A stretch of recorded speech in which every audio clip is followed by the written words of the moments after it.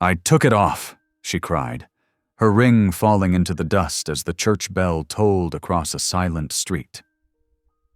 The widow thought her shame was final, her future gone. But from the shadows, a mountain man stepped forward. And what he did next shocked the entire town. He didn't come to mock her. He came with gold in his hand, fire in his eyes, and plans no one could have guessed. Plans that would drag her from scandal to survival, from the safety of his cabin to a fight for the very water beneath the mountains. But when armed riders came in the night, when the cabin burned and the law turned crooked, her only hope was the one man with secrets darker than the pines.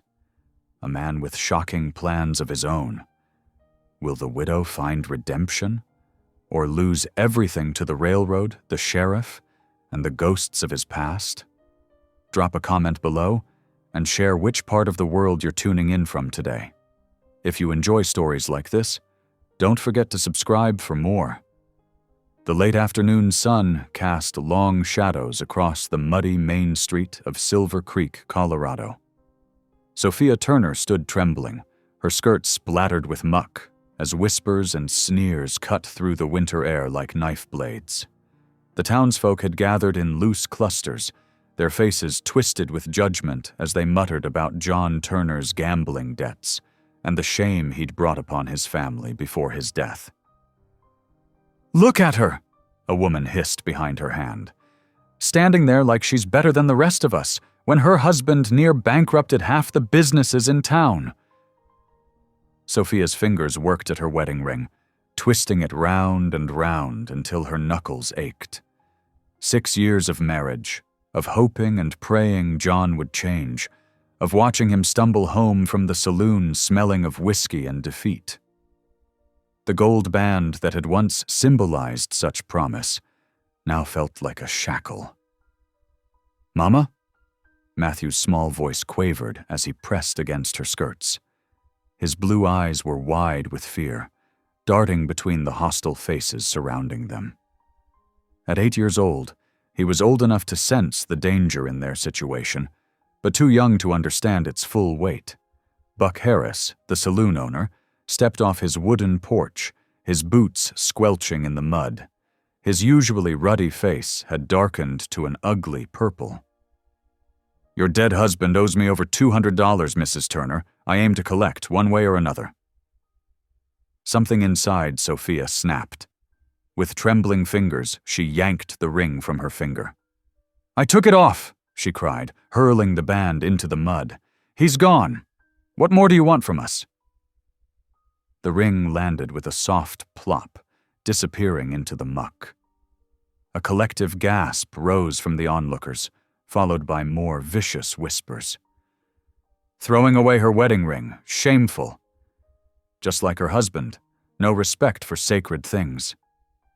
Buck's lips curved into a cruel smile. "What I want, Mrs. Turner, is my money. If you can't pay with cash, well..." His eyes raked over. Her small house at the edge of town. "I reckon your property will do just fine." Matthew's fingers dug into Sophia's skirts. "Mama, please don't let them take our house," he whispered. Sophia wrapped her arm around her son's shoulders, trying to shield him from the hostile stares. Her throat felt too tight to speak. They had nothing left. John had seen to that before the mining accident took his life. The house and the small plot of land with its precious spring were all that stood between them and complete destitution. The crowd had grown larger, feeding on the spectacle of their humiliation. Sophia felt her legs weakening, spots dancing before her eyes. Just when she thought she might collapse, a shadow fell across the mud between her and Buck Harris. A tall figure stepped out of the gathering dusk. Sophia had to crane her neck to see his face, partially hidden beneath the brim of a worn slouch hat. His buckskin jacket bore the marks of hard use, and a rifle was slung across his broad shoulders. She recognized him vaguely. The mountain man who sometimes came to town to trade furs, who spoke little and vanished back into the wilderness as quietly as he arrived. "Evening, Mr. Harris." His voice was deep and quiet, but it carried across the sudden hush that had fallen over the street. "Seems to me there might be a better way to handle this situation." Buck's face reddened further. "This ain't your concern, McCrae. The woman's husband is dead," Elijah McCrae finished, his tone flat. "And threatening his widow and child in the street isn't the mark of a civilized town." Without another word, he reached into his jacket and pulled out a leather pouch. The crowd watched, transfixed, as he walked to the saloon's counter and upended it. Gold dust and nuggets spilled across the wooden surface, glinting in the fading light. "That should cover Mrs. Turner's debt," McCrae said quietly. "With interest." Buck Harris's mouth worked soundlessly for a moment before he snatched up the gold, weighing it in his palm. His expression shifted from anger to careful calculation. "Reckon it does at that," he finally muttered. Sophia stood rooted to the spot, unable to process what had just happened. The mountain man, McCrae, turned back toward her, bending down to search the mud where her ring had fallen. His movements were surprisingly gentle for such a large man as he retrieved the muddy band. He approached her slowly, as if worried he might frighten her.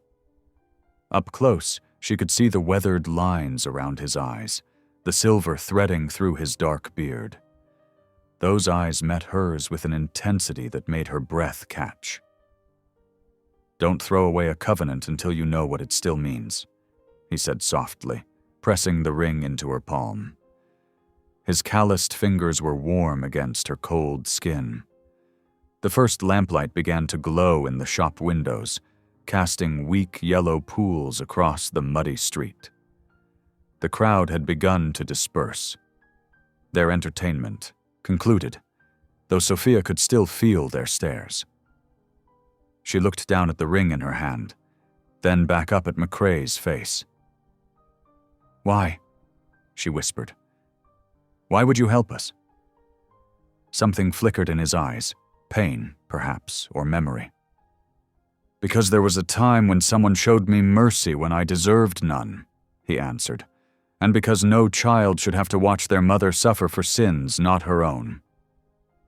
Matthew had emerged slightly from behind Sophia's skirts, staring up at McCrae with undisguised wonder. "Are you an angel, mister?" he asked solemnly. A startled laugh escaped McCrae, rough, as if unused to the sound. "No, boy, just a man who's seen enough of the world to know when something ain't right." He touched the brim of his hat. "Mrs. Turner, Matthew." With that, he turned and strode away, his long shadow stretching before him in the gathering dusk. Sophia stood clutching her ring, watching until his figure disappeared into the deepening twilight. The town seemed different somehow, as if McCrae's act of kindness had shifted something fundamental in the air itself. She felt Matthew's small hand slip into hers. "Mama," he said quietly, "I'm glad he helped us." Sophia squeezed his hand, her throat tight with unshed tears. "So am I, sweetheart." She looked down at the ring in her palm, still smeared with mud but somehow transformed. It was no longer a symbol of John's betrayal, but of an unexpected mercy that had appeared just when all hope seemed lost. The evening lamps cast their gentle glow across Silver Creek as mother and son walked home together, their steps lighter than they had been in months. Behind them, the townsfolk whispered new stories now, not of scandal and shame, but of the mysterious mountain man who had defended a widow's honor with gold dust and quiet words about covenants. In her heart, Sophia knew this was not the end of their struggles. But for the first time since John's death, she felt something stir within her that felt remarkably like hope. She slipped the ring into her pocket, saving it for a day when she might better understand what its covenant truly meant. The walk home stretched longer than usual, each step weighted with the day's events. Elijah McCrae's boots made soft impressions in the mud beside Sophia and Matthew's smaller tracks. The evening air had grown sharp with cold, and Matthew huddled close to his mother's side.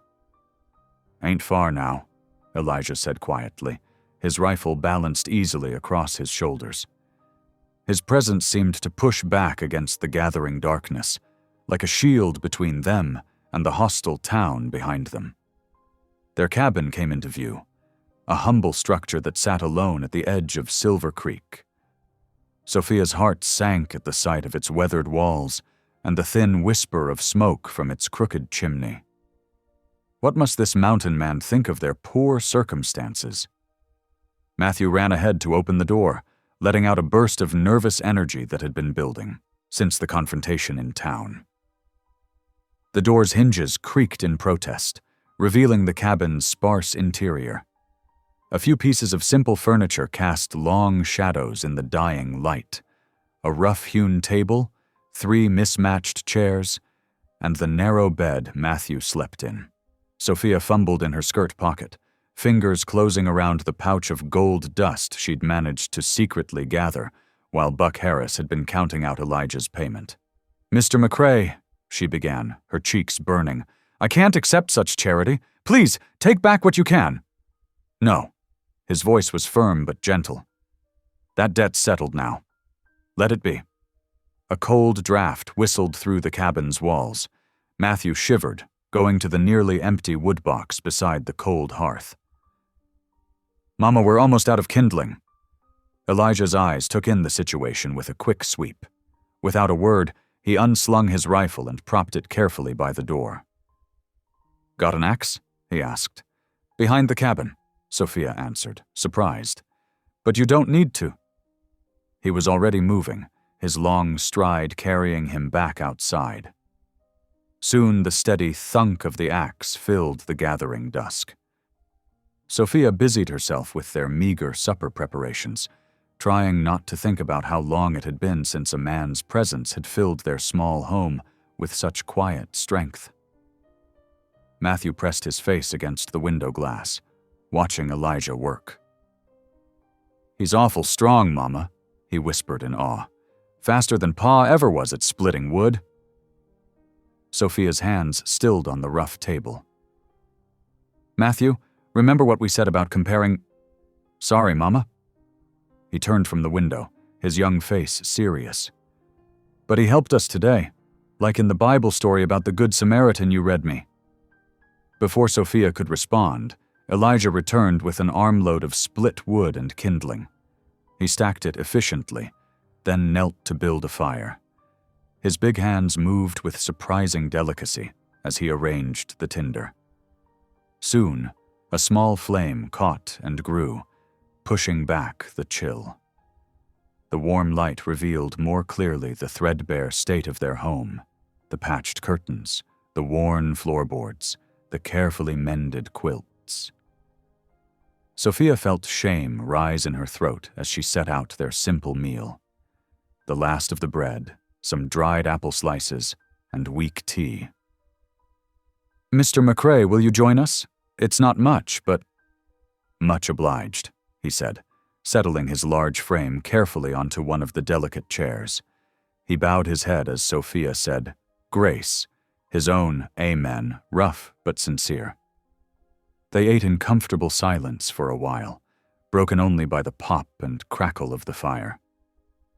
Matthew's eyes grew heavy, though he fought to stay awake, fascinated by their unusual guest. Finally, Sophia gathered her courage. "There's something else you should know," she said quietly. "About why Buck Harris and others might have more than just gambling debts in mind when they look at our land." Elijah's eyes sharpened with interest, though his expression remained neutral. "Go on. John, my husband, he wasn't just drinking and gambling those last months. He was up in the mountains, prospecting." Sophia's fingers twisted in her apron. "Before he died, he filed a claim. There were rumors. He found something valuable. Not gold, but—" "A spring," Elijah finished, his voice very still. "Mountain water. Sophia nodded. I found the claim papers after the accident. The boundaries aren't clear, but there's a spring up there, pure and strong. In this dry country. Water's worth more than gold, Elijah said. His face had grown grave. Especially to them railroad men in town, looking to lay track through the pass. Matthew had finally lost his battle with sleep, his head nodding against the table. Sophia gently roused him and tucked him into his bed, pulling the quilts up tight against the cold. When she returned to the table, Elijah had risen to leave. I'd bolt that door tight tonight, he said quietly, and every night after. After he left, Sophia did exactly that, sliding the heavy wooden beam into place. But sleep proved elusive. She sat by the fire, turning her wedding ring over and over in her hands, its surface still bearing traces of mud from the street. Through the cabin's thin walls, she heard voices, men's voices, trying to be quiet, but carrying in the still night air. She crept to the window, her heart pounding. Two shapes stood at the edge of their property, barely visible in the moonlight. Their voices drifted in fragments through the glass. Railroad needs that water route. Widow won't be able to hold it. Shame if something were to happen. Sophia pressed a hand to her mouth, stifling a gasp. She backed away from the window, clutching her ring so tight its edges bit into her palm. The whole town would be watching now, seeing not a grieving widow, but a vulnerable target. Their tiny cabin suddenly felt like a paper fortress against the forces gathering outside. She barely slept that night, starting at every creak and whisper of wind. When dawn finally broke, it brought Elijah McCrae with it. He arrived leading a pack mule laden with supplies: flour, salt pork, coffee, ammunition for the old rifle John had left behind. Can't have you trading in town for a while, he said simply, helping her store the provisions. Then his voice grew serious. Mrs. Turner, Sophia, you need to know. Danger's coming. That spring claim of yours. Men'll kill for less out here. Sophia looked at Matthew, still sleeping peacefully in his bed, then back to Elijah. What am I supposed to do? I can't fight the railroad. I can't even fight Buck Harris. No, Elijah agreed quietly. Not alone. Something unspoken hung in the air between them. A promise, perhaps, or the beginning of one. The morning sun streamed through the window, catching the dust motes dancing in its beam. They sparkled like gold, like hope, like the first glimmer of a path forward through the darkness. But Sophia knew the light also, exposed them, making their little cabin and its secrets visible to everyone who cared to look. She straightened her shoulders, feeling the weight of her decisions pressing down like physical things. The ring in her pocket seemed to pulse with newfound meaning, not just a symbol of what she'd lost, but of what she might have to fight to keep. Morning frost turned the world into a glittering wonderland, each blade of grass and twig encased in delicate ice. Sophia stood at her cabin window, watching her breath fog the glass as Elijah McCrae paced the small room behind her. You can't stay here, he said, his deep voice carrying the weight of certainty. Not with what's coming. Mr. McCrae, Sophia turned from the window, wrapping her shawl tighter around her shoulders. I appreciate your concern, but I cannot simply abandon my home. It ain't about the home, Elijah said, his calloused hands gripping the back of a chair. It's about keeping you and the boy alive. Matthew sat cross-legged by the fire, playing with a wooden horse Elijah had carved for him that morning. He looked up at the mention of himself, his young face serious. The town already whispers enough about me, Sophia protested, though her voice wavered. If I were to leave with a man I barely know, living alone in the mountains. She shook her head.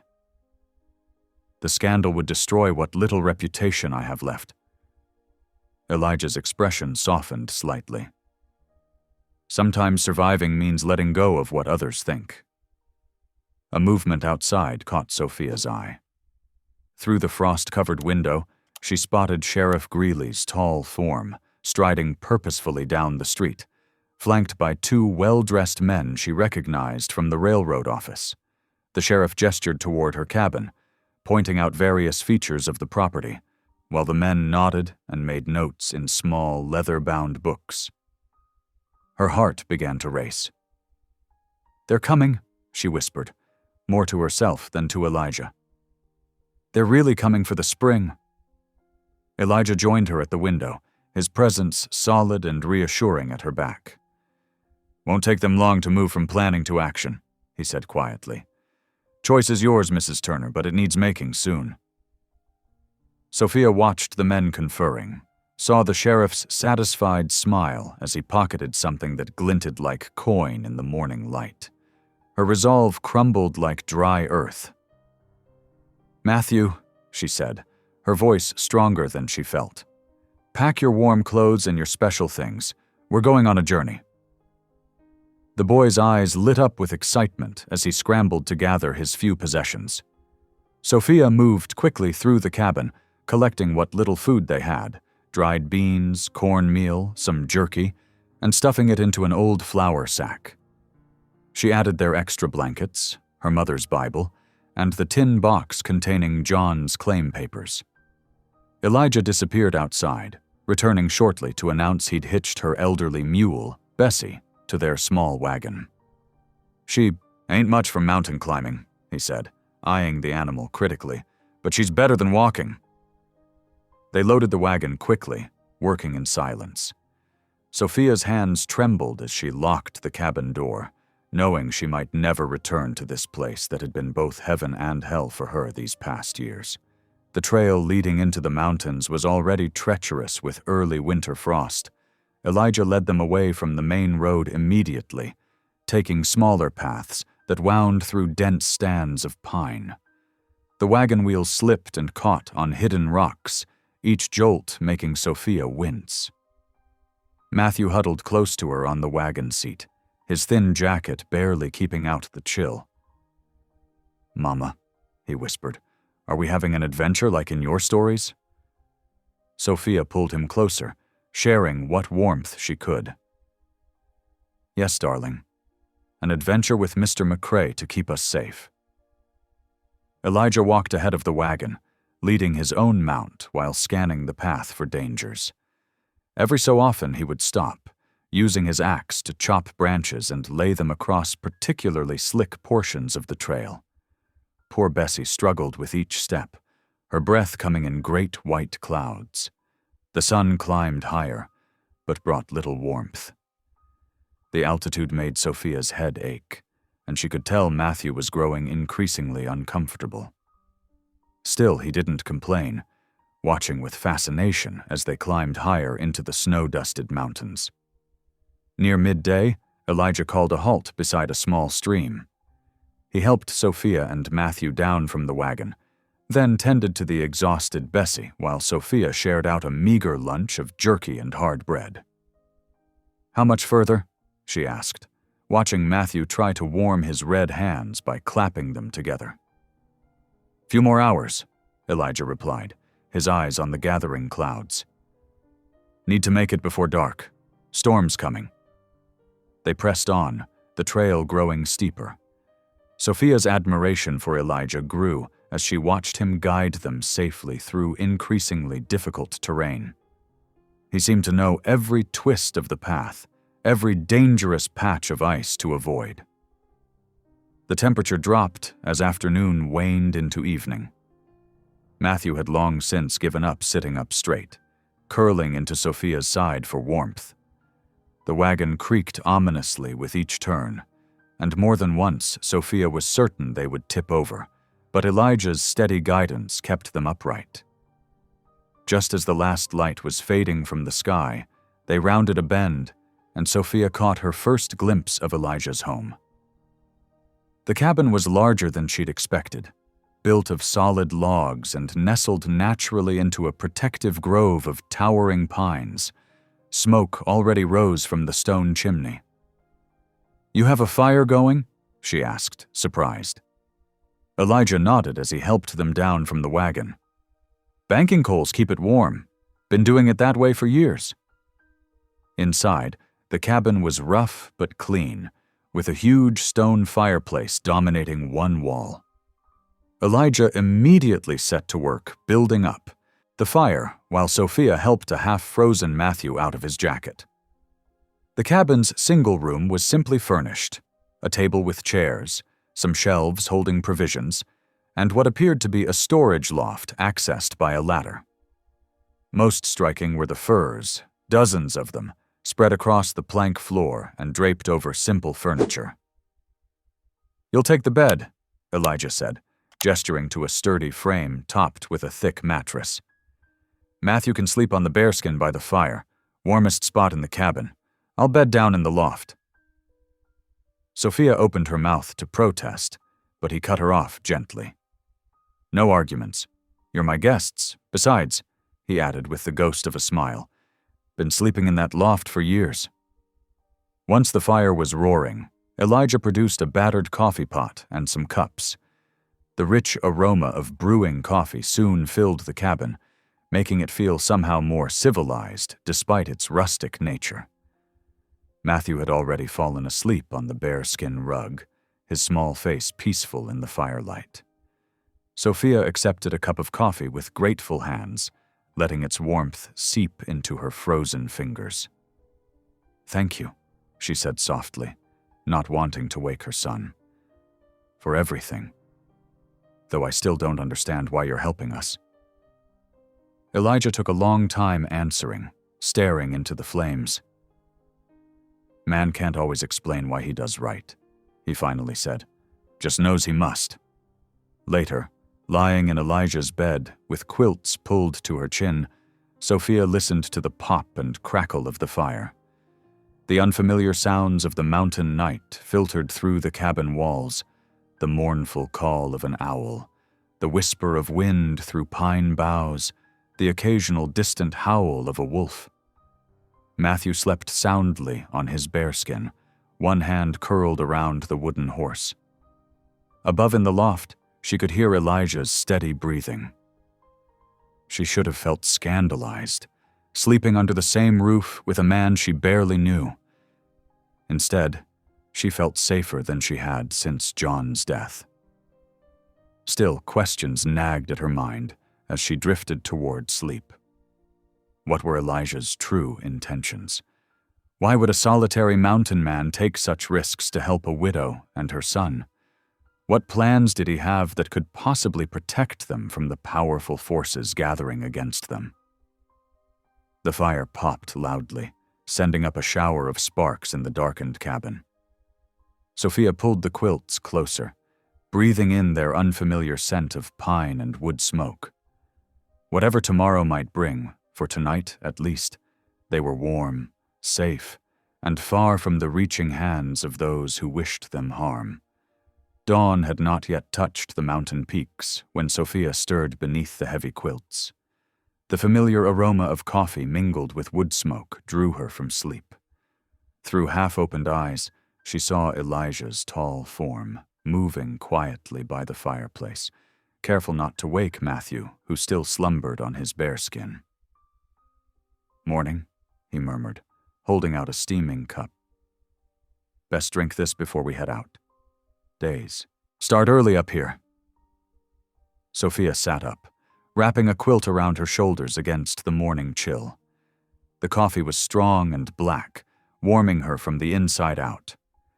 Outside the cabin's small window, stars still glittered in the dark sky. "Where are we heading?" she whispered, not wanting to wake Matthew. "Creek first," Elijah replied, pulling on his heavy coat. "You need to learn where to get water, how to carry it. Then there's wood to split, snares to check." He paused, studying her face. "It won't be easy work." Sophia lifted her chin. "I'm stronger than I look, Mr. McCrae." A ghost of a smile touched his lips. "Reckon you were at that. And it's just Elijah up here." Matthew stirred then, blinking sleepily in the firelight. "Uncle Eli?" he mumbled, making both adults start at the unexpected name. "Is it morning already?" "Sure is, young fellow." Elijah recovered smoothly. "Want to help your mama and me with some important work?" The boy scrambled up, suddenly wide awake. They dressed quickly in the dim light, Matthew practically bouncing with excitement as Elijah handed him a small wooden bucket. The air outside struck like a knife, stealing Sophia's breath.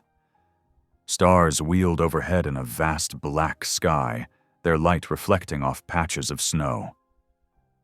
Elijah led them down a narrow path, their boots crunching on frozen ground. Matthew stayed close, clutching his bucket.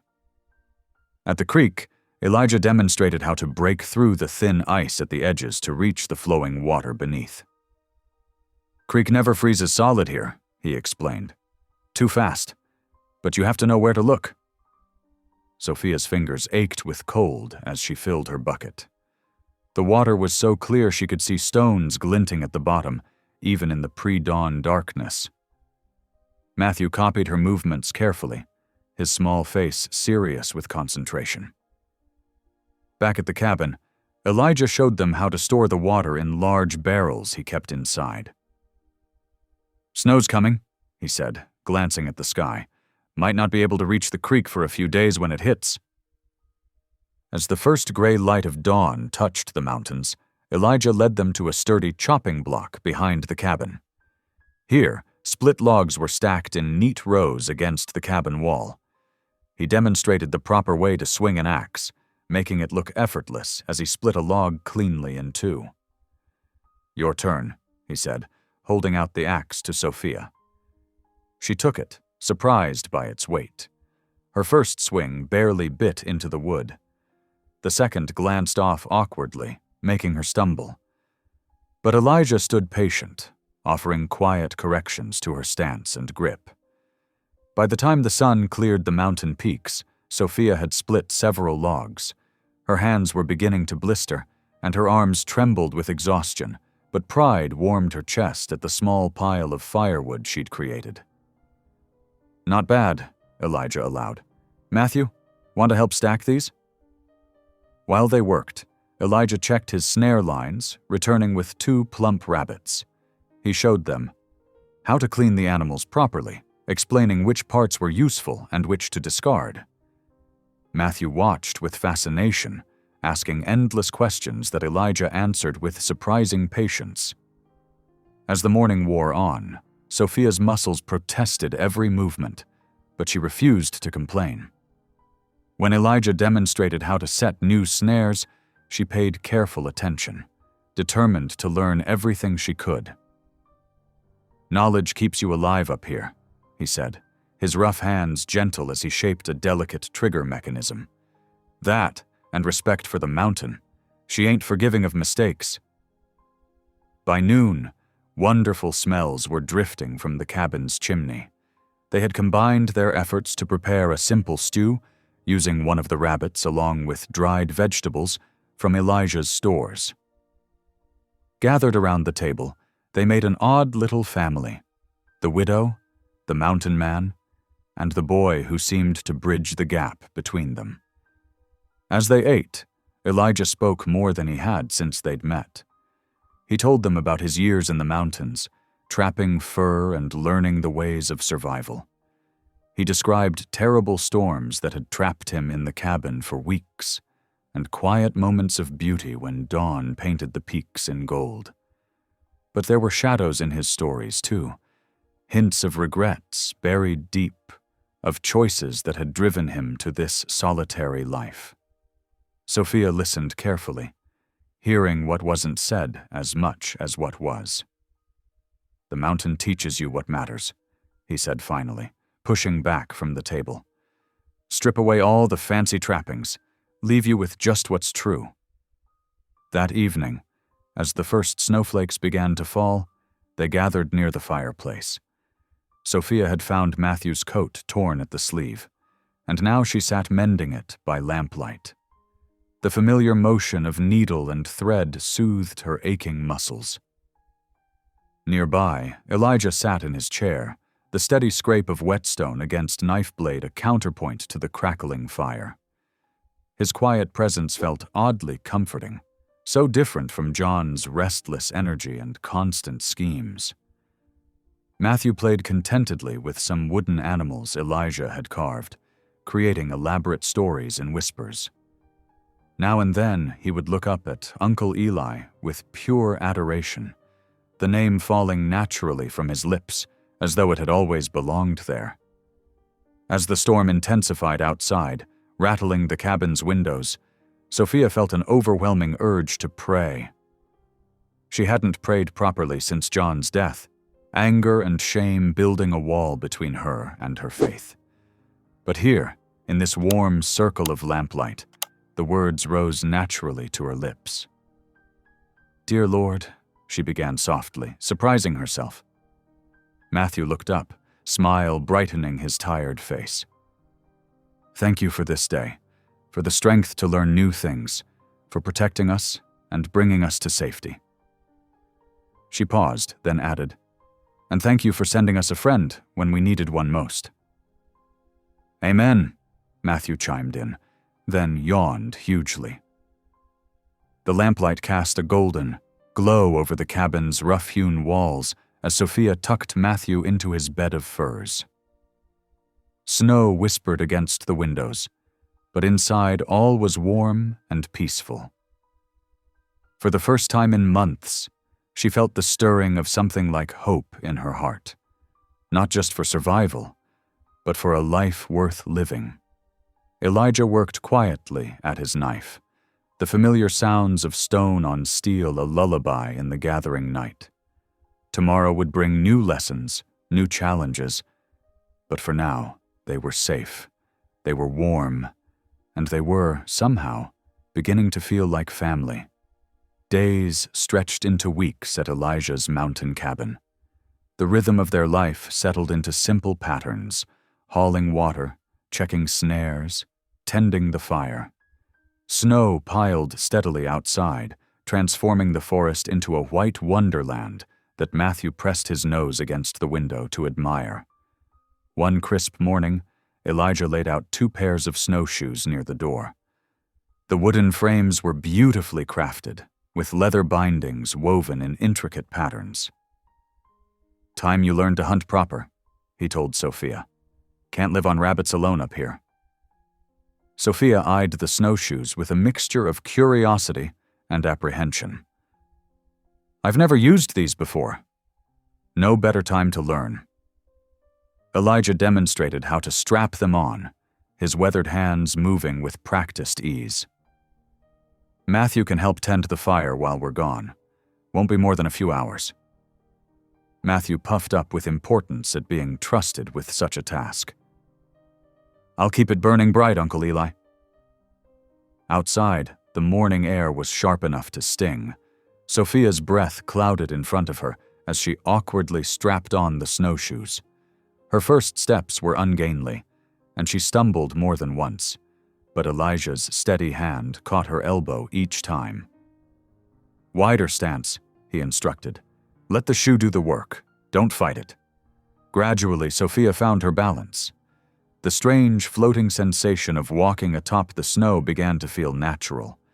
She followed Elijah's tracks through the pristine white landscape, marveling at how the morning sun transformed everything into sparkling crystal. Tall pines stretched toward a brilliant blue sky, their branches laden with snow. Here and there, tracks crossed their path, rabbit, fox, and others Sophia couldn't identify. Elijah pointed them out, teaching her to read the stories written in the snow. "See here?" He knelt, pointing to a distinctive pattern. "Deer passed through not long ago. See how the snow's still fresh broken at the edges?" Sophia crouched beside him, studying the tracks. "How can you tell which way they went?" "Watch how the prints lay." His finger traced the direction. "They're heading toward the sheltered valley where the bitter brush grows. Deer love to browse there in winter." They moved more slowly now, Elijah teaching her to step carefully, to move with purpose. The trek was grueling, especially uphill, but Sophia found herself enjoying the challenge. Her muscles burned pleasantly, and the crisp air filled her lungs with energy. After about an hour, Elijah held up his hand for silence. Ahead, through a screen of pine boughs, Sophia caught glimpses of movement. Her heart quickened as she made out the forms of several deer, their coats dull brown against the snow. With infinite patience, Elijah showed her how to position herself, how to breathe steadily as she raised the rifle. The stock was cold against her cheek as she sighted down the barrel, just as he'd taught her in previous lessons. "Wait for a clear shot," he whispered, his breath warm near her ear. "Take your time." Sophia focused on the largest deer, a doe that had stepped slightly apart from the others. She remembered Elijah's lessons. Squeeze the trigger slowly, don't jerk it. The rifle's report cracked through the winter stillness like thunder. The doe dropped, and the other deer bounded away in great leaps. Sophia's hands trembled as she lowered the rifle, her heart pounding. "I did it," she breathed. "Clean shot," Elijah approved. "You're a natural." Together they approached the fallen deer. Elijah showed her the proper way to field dress it, his movements swift and respectful. "Never waste what the mountain provides," he said quietly. "Every life has meaning." The work was messy, but necessary. Sophia set aside her squeamishness, determined to learn. When they finally started back to the cabin, dragging their prize on a makeshift sled, she felt a deep sense of accomplishment. Matthew met them at the door with excited questions, his eyes wide at their success. The rest of the day was spent properly butchering and preserving the meat. Elijah showed them how to cure some portions with salt, how to prepare others for immediate cooking. That evening, they enjoyed the fruits of their labor, tender venison stew that filled the cabin with savory aromas. After the dishes were cleared away, Elijah did something unexpected. He reached for an old Bible that sat on a crude shelf, its leather cover worn smooth with handling. "Been a while since I read this proper," he said, almost apologetically. "Might be rough going?" Sophia settled in her chair with Matthew on her lap, the boy already drowsy from the hearty meal.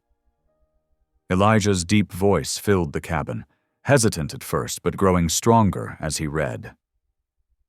The familiar words of Psalms took on new meaning in this setting, speaking of mountains and valleys, of protection and providence.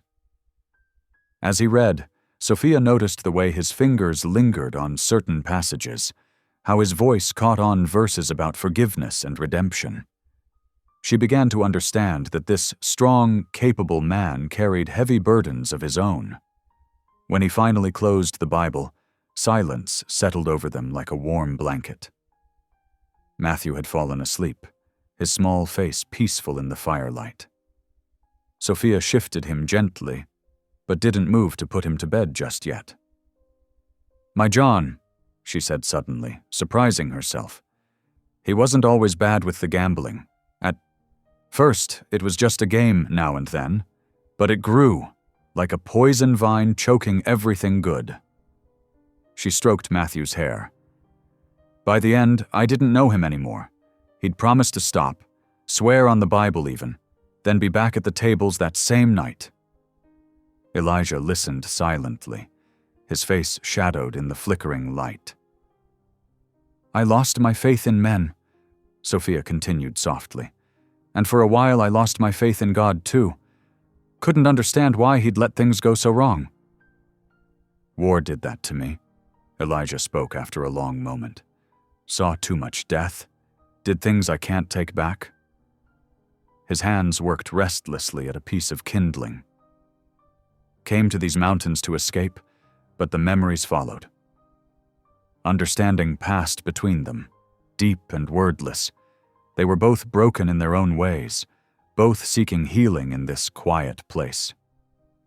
The days continued to pass, each one bringing them closer together as a makeshift family. When Sunday arrived, Elijah surprised them again. "No work today," he announced. "Ground's too frozen for hunting anyway. Today we rest." Sophia raised an eyebrow. "The Sabbath?" He nodded. "Been too long since I honored it proper. Thought maybe we could do better together." They spent the morning in quiet activities, Sophia mending clothes while Matthew played with his wooden animals. After their midday meal, Elijah cleared his throat. "Used to know some hymns," he said hesitantly. "Don't suppose either of you know Amazing Grace?" Matthew's face lit up. "Mama sings that one." And so they found themselves singing softly, their voices blending with the crackle of the fire. Elijah's bass was rough but true, supporting Sophia's clear soprano, while Matthew chimed in on the parts he knew. Amazing Grace, how sweet the sound that saved a wretch like me. The familiar words filled the cabin with something more than music. Sophia felt peace settling into her bones, into the empty places grief had hollowed out. Here in this mountain sanctuary, with the snow falling silent outside and their voices rising together, she felt whole again for the first time since John's death. The hymn ended, but its echo seemed to linger in the warm air. Matthew had snuggled between them on the bench, one hand holding each of theirs. Elijah's calloused fingers were gentle, his touch grounding and real. They sat together in comfortable silence as the winter afternoon deepened toward evening. Through the window, Sophia watched snowflakes dance in the fading light. The path ahead was still uncertain, but here, in this moment, she was at peace. The mountain air grew sharper as December deepened, but inside Elijah's cabin, warmth and contentment flourished. One morning, Matthew's excited shout drew Sophia to the window. Outside, Elijah was dragging a small pine tree through the snow, its branches dusted white. "Mama, look!" Matthew pressed his face against the cold glass. "Uncle Eli's bringing us a Christmas tree." Sophia's heart squeezed at the thoughtful gesture. She hadn't expected to celebrate Christmas this year, yet here was Elijah, thinking of ways to make the season special for Matthew. They cleared a corner of the cabin, and Elijah secured the tree in a wooden stand he'd crafted. The fresh pine scent filled the small space, bringing memories of happier holidays. Matthew danced around the tree, his eyes bright with anticipation. "Ain't much for decorating," Elijah admitted, rubbing his neck. "But I reckon we can make do." He pulled out a leather pouch and emptied it carefully on the table. Wooden figures tumbled out, little animals, stars, and angels, each one obviously carved with patient care. "Did you make these?" Sophia picked up a delicate wooden dove, marveling at the detail. "Been working on them at night, after you both were asleep." His voice was gruff with embarrassment. Thought the boy might like them. Matthew gathered the carvings in his small hands, examining each one with wonder. "They're perfect, Uncle Eli. Look, Mama, here's a deer, just like the one you shot." Sophia looked around the cabin, spotting scraps of fabric from her mending basket. "We need something more," she declared, picking up her scissors. "Some color to brighten things up." She began cutting strips of fabric into long ribbons, red calico, faded blue cotton, even a piece of yellow muslin she'd been saving. The work brought unexpected joy, and soon she found herself laughing as Matthew tried to catch the ribbons floating down from her scissors. Elijah watched them, a smile playing at the corners of his mouth. He lifted Matthew onto his shoulders so the boy could tie ribbons to the higher branches. Together they decorated the little tree, hanging wooden ornaments and fabric bows until it sparkled in the firelight. As Christmas Eve approached, Elijah grew thoughtful. One evening, after Matthew was asleep, he cleared his throat. "Been thinking," he said slowly. "Preacher Crane's holding Christmas Eve service in town. Might be good for us to attend." Sophia's hands stilled in her mending. The town? Fear fluttered in her chest as she remembered the hostile faces, the cruel whispers. "Is it safe?" "I'll be right beside you," Elijah assured her. "And it's Christmas Eve. Even the hardest hearts soften some at Christmas." She studied his face in the lamplight, seeing the earnest concern there. Perhaps he was right. Perhaps it was time to face the town again, not as a victim, but as someone who had found her strength. "Very well," she agreed softly. "We'll go." Christmas Eve arrived clear and cold, the stars brilliant in the dark sky. Elijah had prepared his large sled, lining it with fresh hay and warm buffalo robes. They bundled Matthew between them, wrapped in every blanket they could spare. The descent down the mountain was magical. Their runners whispered over the snow, and their breath frosted in the starlight. Matthew pointed out constellations Elijah had taught him, his voice full of wonder. Sophia found herself relaxing, drawing comfort from Elijah's solid presence beside her. The little church glowed with lamplight as they approached, its windows warm and welcoming. But Sophia's steps faltered at the door, hearing the murmur of voices inside. Elijah's hand touched her elbow, steadying her. "Head high," he murmured. "You've nothing to be ashamed of." They entered together, Matthew between them. The conversation stuttered to a halt as heads turned. Sophia felt the weight of their stares, heard the beginning of whispers. But Elijah's presence beside her was like a shield, tall and unwavering. The whispers died away. Preacher Crane's face lit up with genuine welcome. "Sophia, young Matthew, we've missed you these past weeks." He clasped Elijah's hand warmly. "Brother McCrae, good to see you in God's house."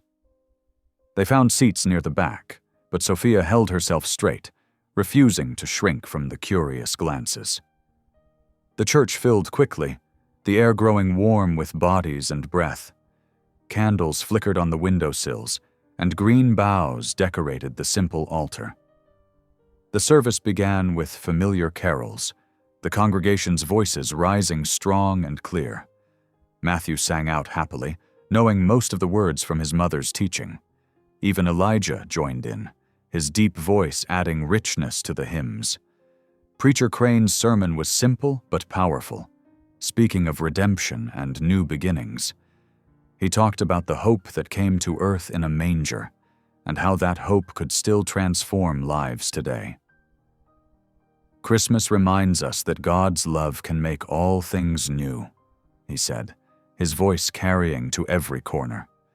"No life is beyond redemption, no heart too broken to heal." Sophia's hand crept to her pocket, where she'd carried her wedding ring these past months. She drew it out, the gold catching the candlelight. For so long, it had been a symbol of broken promises and bitter disappointment. But now, looking at it, she saw something different. Slowly, deliberately, she slipped it back onto her finger. Not for John, that covenant was broken beyond repair, but as a promise to herself, to God, to honor faith and family in new ways.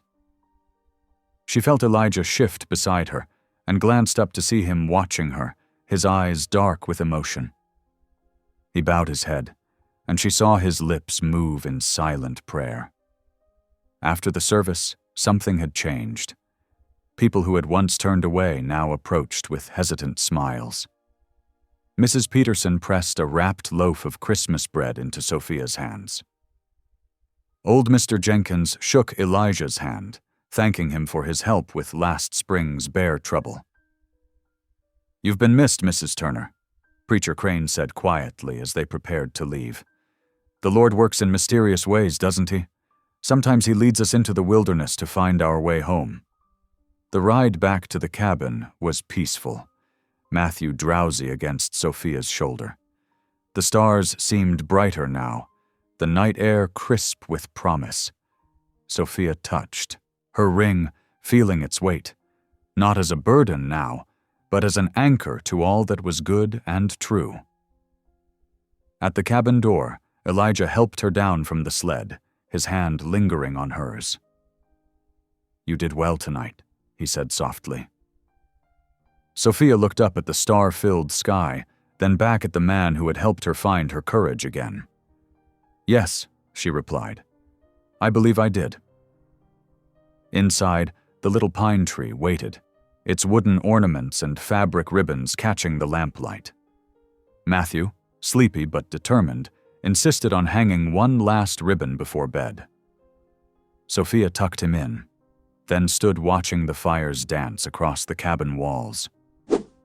Hope stirred in her heart, fresh and green as pine needles, promising that life itself was beginning anew. The first morning of 1879 dawned with startling brightness, the sun's rays catching on crystalline snow and setting the whole mountain ablaze with light. Sophia stood at the cabin's window, coffee cup warming her hands, watching the new year paint the world in gold. The past months of winter had changed her. She could feel it in the strength of her arms, the steadiness of her hands, the quiet confidence growing in her heart. Inside the cabin, Matthew sat at the rough-hewn table, his tongue caught between his teeth as he carefully traced letters in the frost on the window pane. "Like this, Mama?" he asked, drawing an unsteady M. "That's right," Sophia encouraged, moving to stand behind him. "Now try writing your whole name." She guided his small finger through the letters, leaving clear marks on the clouded glass. The morning light streamed through their handiwork, casting letter-shaped shadows on the wooden floor. The cabin door creaked open, bringing a rush of cold air as Elijah stamped snow from his boots. "Checking the trap lines," he announced, shouldering his rifle.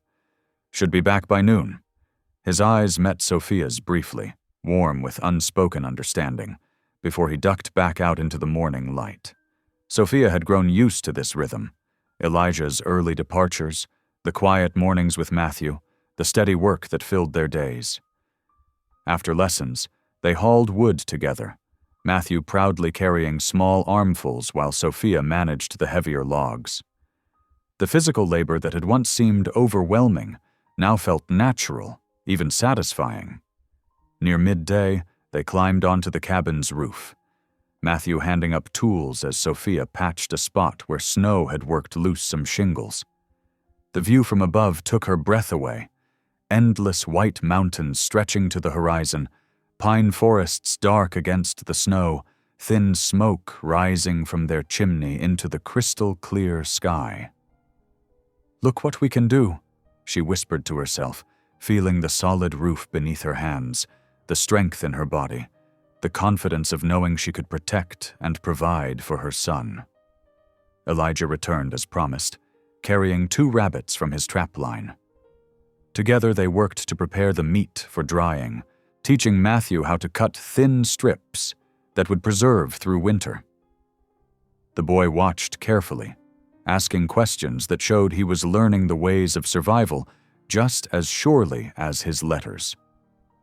The afternoon sun had begun its early winter descent when they heard hoofbeats approaching through the snow. Elijah moved to the window, his posture alert but not alarmed.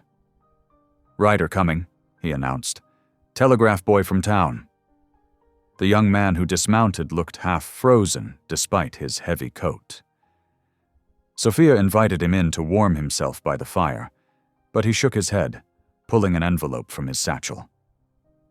"Telegraph came from Mrs. Turner," he said, handing it over. "Marked urgent." Sophia's hands trembled slightly as she opened the message. The paper crackled in the winter silence as she read, her face growing pale. "No," she whispered. "This can't be right." Elijah stepped closer, concern etching his features. "What is it?" "The railroad," Sophia said, her voice shaking. "They're claiming I sold them the rights to the spring. They say they have papers with my signature, but I never—" She looked up at Elijah, fear and anger warring in her expression.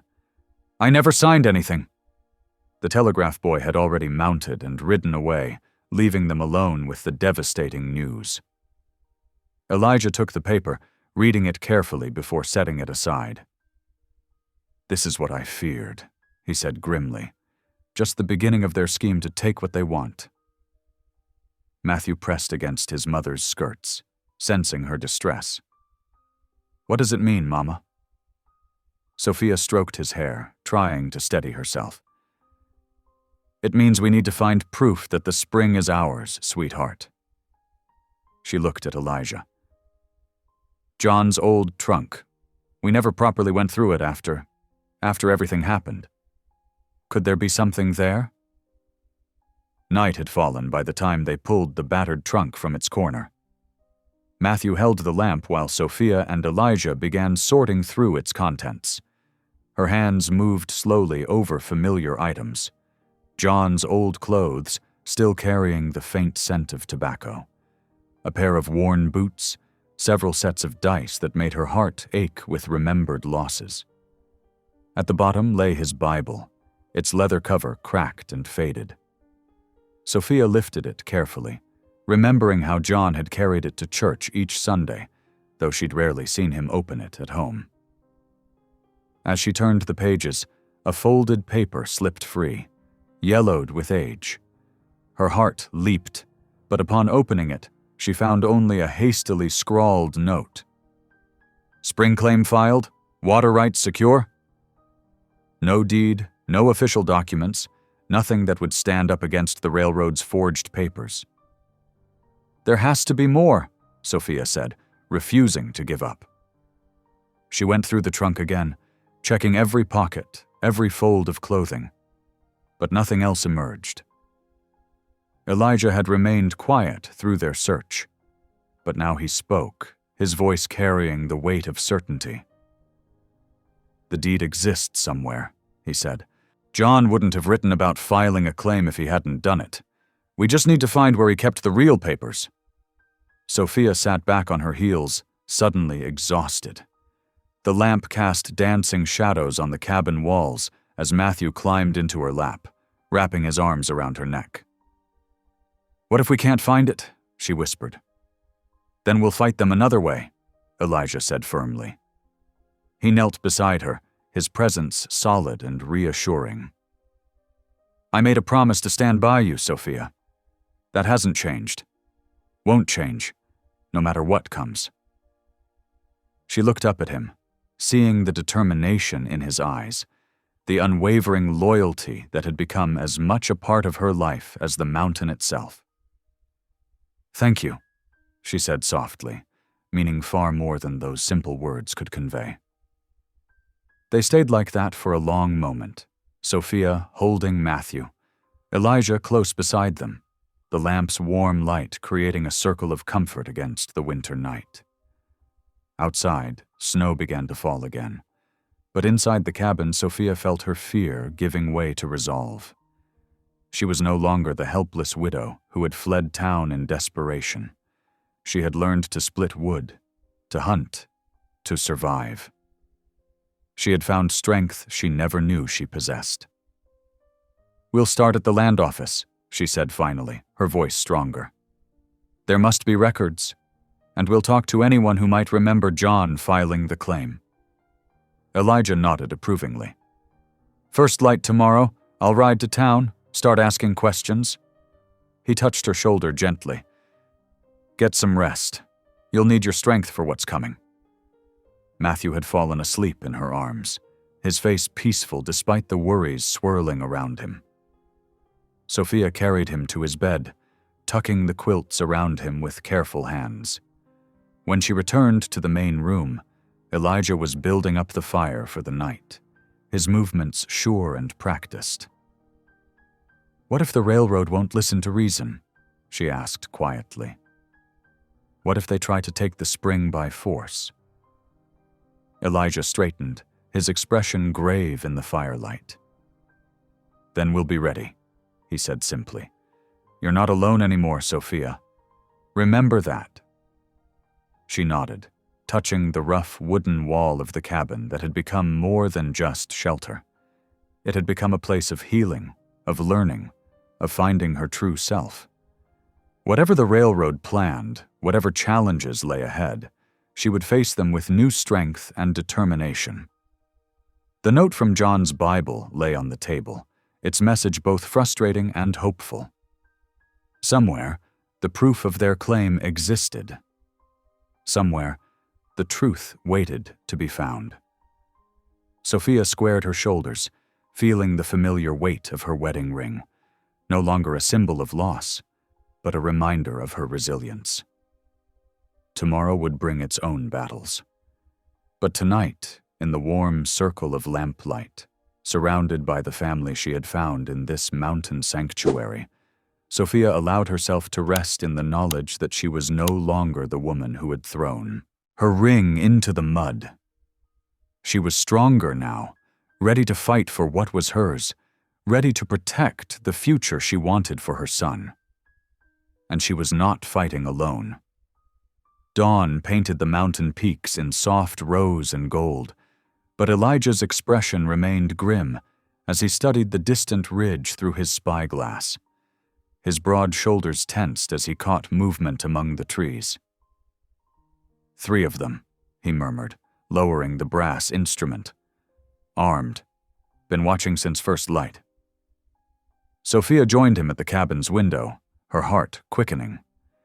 The ridge appeared peaceful from this distance, winter bare branches swaying in the morning breeze. But she had learned to trust Elijah's instincts. Railroad men? Reckon so. Elijah moved away from the window, checking the loading gate of his Winchester rifle before propping it near the door. They're waiting for something. Best we be ready when it comes. Matthew sat at the rough-hewn table, spooning up his morning porridge. He watched them with worried eyes, sensing the tension that filled the cabin. Are the bad men coming, Uncle Eli? Elijah's expression softened as he ruffled the boy's hair. Don't you fret none. Your mom and I won't let anything happen to you. Sophia's hands trembled slightly as she cleared away the breakfast dishes. The peaceful routine they'd built over these winter months suddenly felt fragile, threatened. She watched Elijah check the cabin's defenses, testing window latches, reinforcing the door's heavy bar. Making up her mind, she squared her shoulders. Teach me to shoot. Elijah turned, studying her face. Sophia. I need to know how to defend us, she insisted. What if something happens while you're checking your trap lines? What if... She glanced at Matthew, lowering her voice. I won't be helpless again. Not ever. For a long moment, Elijah stood silent, conflict clear in his eyes. Finally, he nodded. Reckon you're right. He reached for his gun belt, unbuckling the holster that held his Colt single-action revolver. We'll start with this. Easier to handle than the rifle. They set up behind the cabin, where a fallen log provided a natural backstop. Elijah placed 3 empty tin cans along its length, while Sophia watched, Matthew staying close to her skirts. First rule, Elijah said, his voice taking on the patient tone he used when teaching Matthew his letters. Treat every firearm like it's loaded, always. He demonstrated how to check the cylinder, how to hold the weapon safely. Second rule, never point it at anything you don't aim to shoot.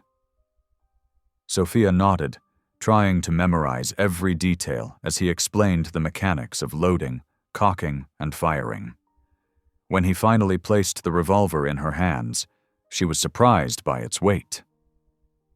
Grip firm, but not too tight, he instructed, adjusting her hold. Both hands. That's right. Now, line up your sights. Front blade between the rear notch, level across the top. Her first shot went wide. The report, startlingly loud in the mountain air. Matthew clapped his hands over his ears, but his eyes shone with excitement. Try again, Mama. Sophia steadied herself, remembering Elijah's instructions. The second shot kicked up snow beneath the cans. The third clipped the rightmost target, sending it spinning. Good! Elijah's approval warmed her. Again. They practiced until her arms ached and her ears rang, but by the end, she could hit the targets more often than not. Pride mixed with something darker as she realized she was now capable of taking a life if needed. As if reading her thoughts, Elijah touched her shoulder. "Ain't about killing," he said quietly. "It's about protecting what matters." That afternoon, they worked together to reinforce the cabin's defenses. Elijah showed her how to bar the shutters from inside, creating narrow firing ports that would allow them to see out while staying protected.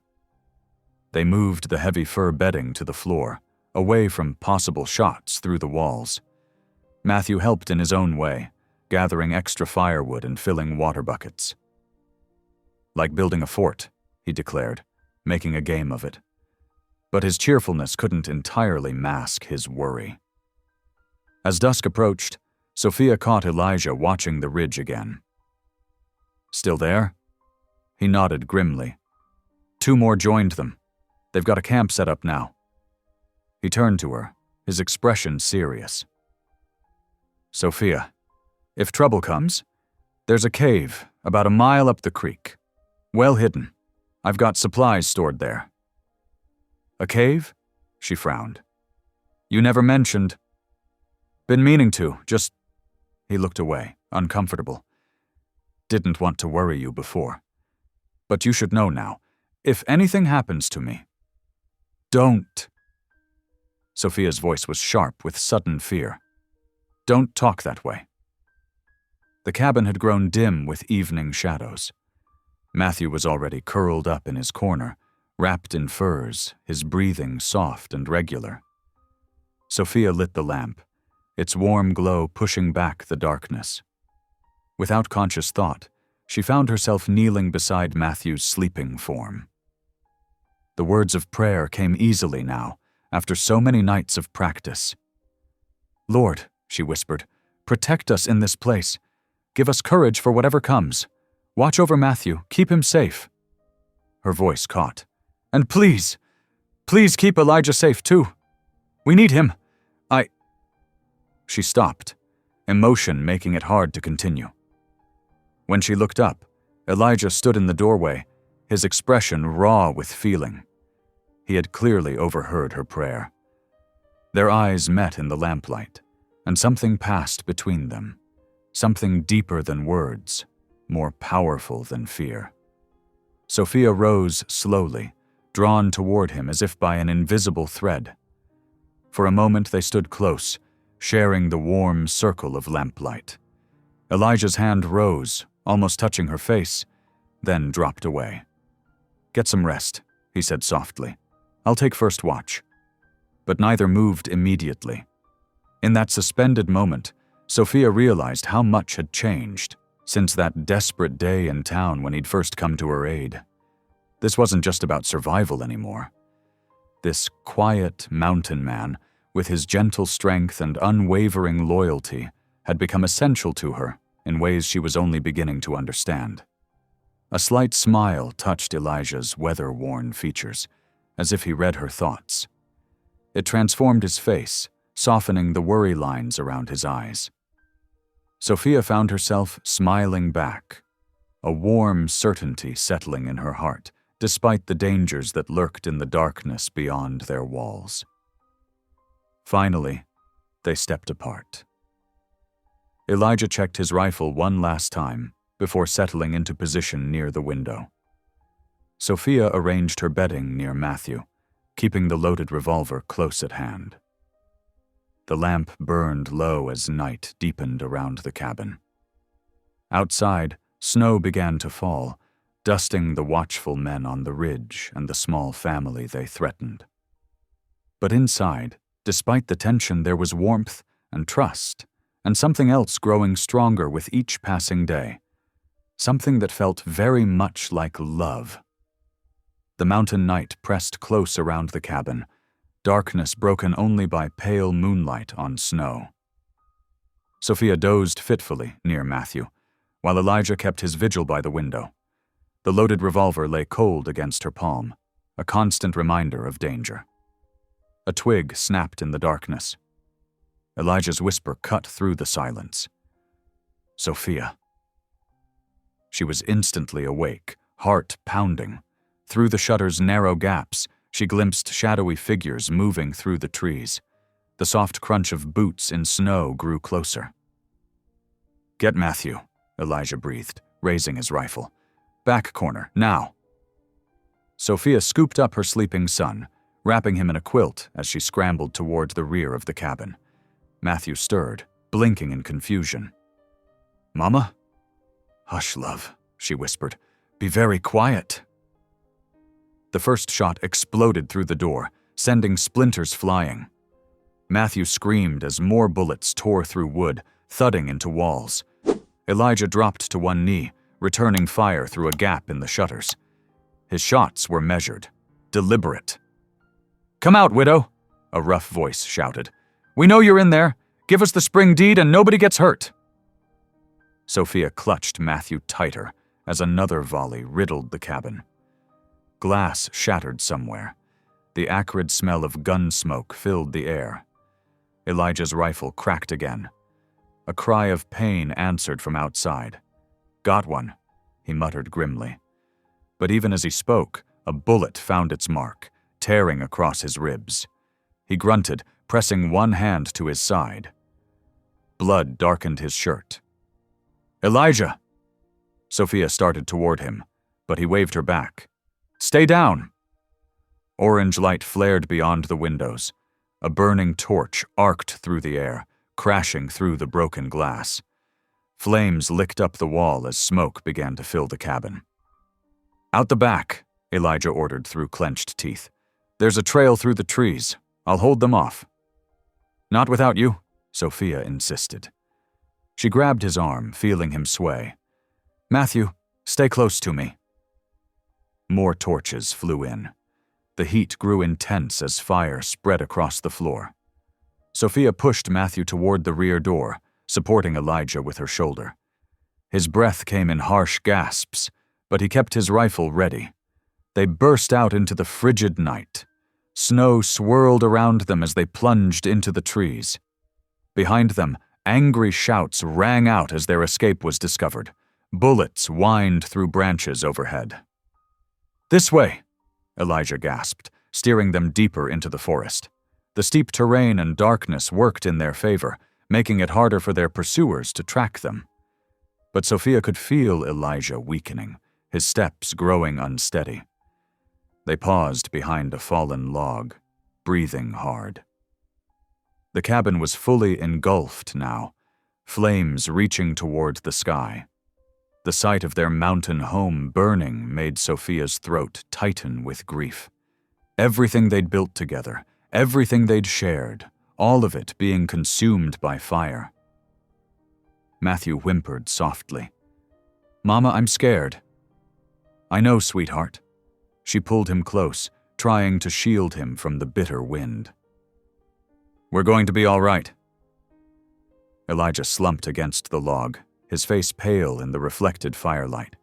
Blood had soaked through his shirt, freezing in the cold. When Sophia touched his hand, his skin felt clammy.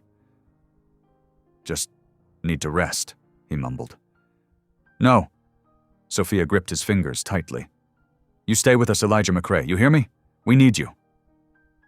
His eyes focused on her face, something flickering in their depths. He nodded weakly.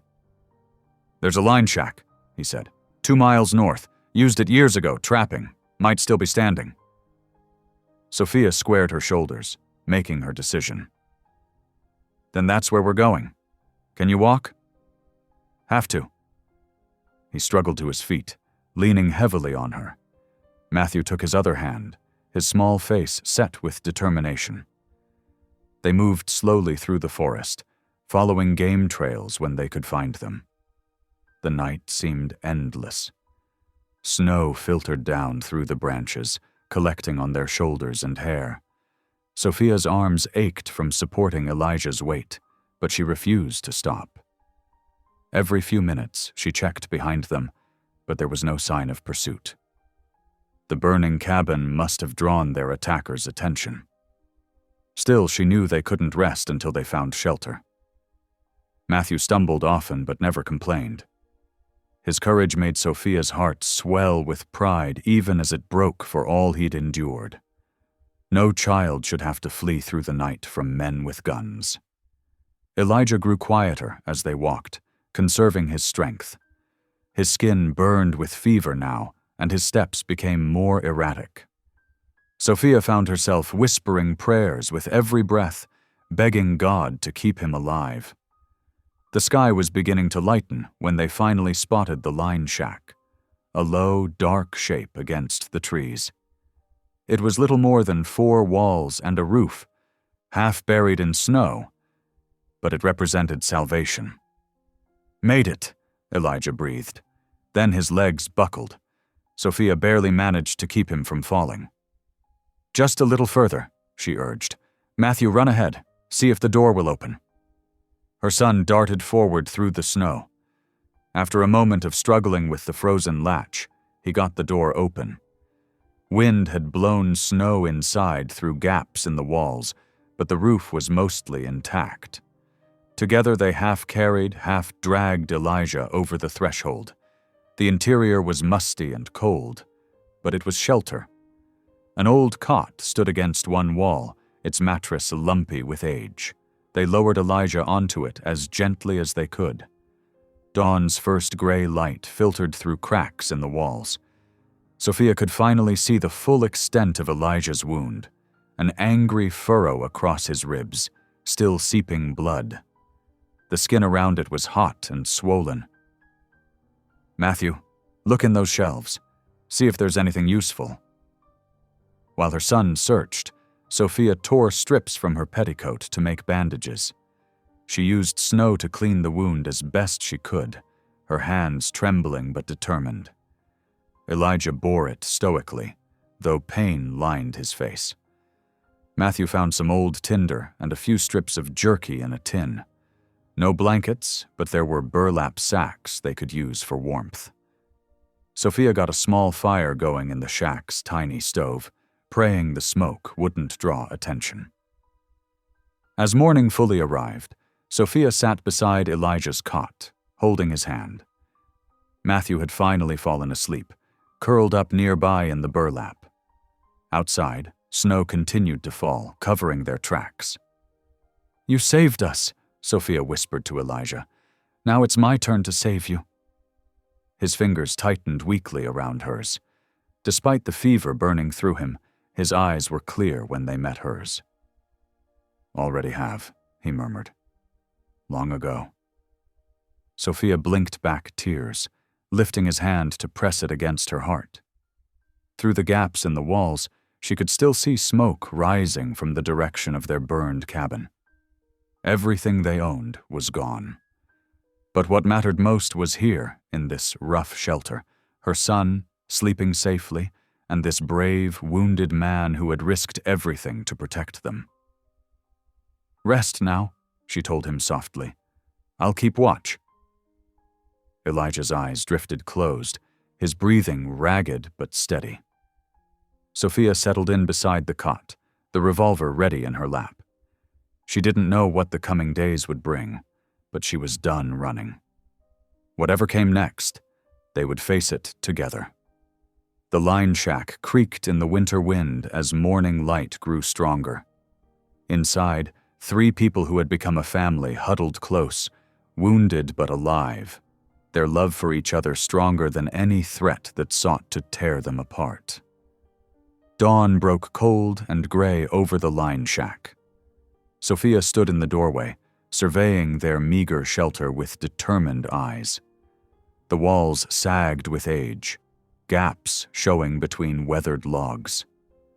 Snow had drifted through holes in the roof, creating small white piles on the dirt floor. But it was all they had now. She turned back inside where Elijah lay on the cot, his breathing labored. The bullet wound in his side had stopped bleeding, but fever flushed his cheeks. Matthew huddled near the small stove, feeding it precious bits of kindling. "We need to make this place warmer," Sophia said, more to herself than her son. She reached for the burlap sacks they'd found, studying the largest holes in the walls. "Matthew, help me hang these up. We'll use them like blankets to block the wind." Together, they worked to patch the worst gaps. Sophia used strips torn from her petticoat to tie the burlap in place. Each time the wind hit the makeshift barriers, they billowed inward, but held. "Good job," she praised Matthew, ruffling his hair.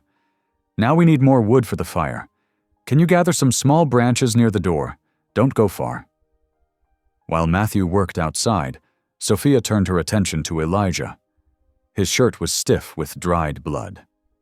Using snow melted in their only pot, she cleaned the wound as best she could. The angry red gash made her stomach clench, but she forced herself to work methodically, the way she'd seen her mother treat injuries years ago. "Hold on," she whispered, pressing a fresh cloth against his side. "Just hold on." Elijah stirred, his eyes opening but unfocused. "Should have seen them coming," he mumbled. "Too many dead, by my hand already." "Hush now," Sophia squeezed his shoulder. "Save your strength." But he continued, lost in fever dreams. "The war, so much blood. Didn't want to kill them. Had to. God forgive me." His words tore at Sophia's heart. She'd suspected he carried deep wounds from his past, but hearing his anguish laid bare made her own eyes fill with tears. "Listen to me, Elijah McCrae," she said firmly, taking his hand. "God's mercy is bigger than any sin, even for mountain men who've seen too much war. He brought you to us for a reason." Matthew returned with an armload of wood, his cheeks red from the cold. They built up the fire together, and Sophia showed him how to melt snow in the pot for drinking water. The day passed slowly, marked by Elijah's fevered murmuring and the constant battle to keep warm. As dusk approached, Sophia heard hoofbeats on the trail. Her heart jumped as she grabbed the revolver, but it was only an old peddler with his wagon, looking for shelter from the coming storm. "Ma'am," he touched his hat, eyeing their rough camp. "Don't mean to intrude." "You're welcome to share our fire," Sophia said, "if you'll do us a favor in return."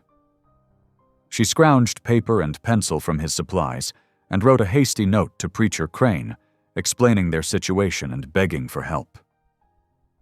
The peddler promised to deliver it when he reached town. That night, while Matthew slept and the wind howled outside, Sophia knelt beside Elijah's cot. His fever still raged, and his restless movements had loosened the bandages again. "Lord," she prayed aloud, her voice barely above a whisper, "please heal this good man. Give me the strength to keep him alive, to keep us all alive." The next days fell into a grueling pattern. Each morning, Sophia checked snares she'd set for rabbits, thanking God when she found one caught. She learned to skin and clean them quickly, though her fingers ached from cold. Matthew proved surprisingly skilled at finding dry wood, even under snow. Together they kept the fire burning, melted snow for water, and tended to Elijah. His fever dreams continued, full of battles and regrets. Sometimes he called out names, soldiers, perhaps, or victims of his gun. Sophia soothed him as best she could, singing hymns softly and bathing his forehead with cool cloths. "So much killing," he muttered one night, his hand gripping hers with surprising strength. "Thought I could leave it behind in the mountains, but it follows, always follows." "The past is past," Sophia told him, smoothing his hair back. "God's mercy makes all things new, even you, Elijah, even me." Gradually, day by day, his fever began to break. His moments of lucidity grew longer. One morning, Sophia found him watching her with clear eyes as she changed his bandages. "You've been taking care of everything," he said hoarsely. She nodded, not trusting herself to speak past the sudden tightness in her throat. His hand found hers, squeezing weakly. "You've got more grit than most men I've known." Sophia looked down at their joined hands. hers now rough with calluses, his still pale from fever. She thought of the woman she'd been just months ago, throwing her ring in the mud, desperate and afraid.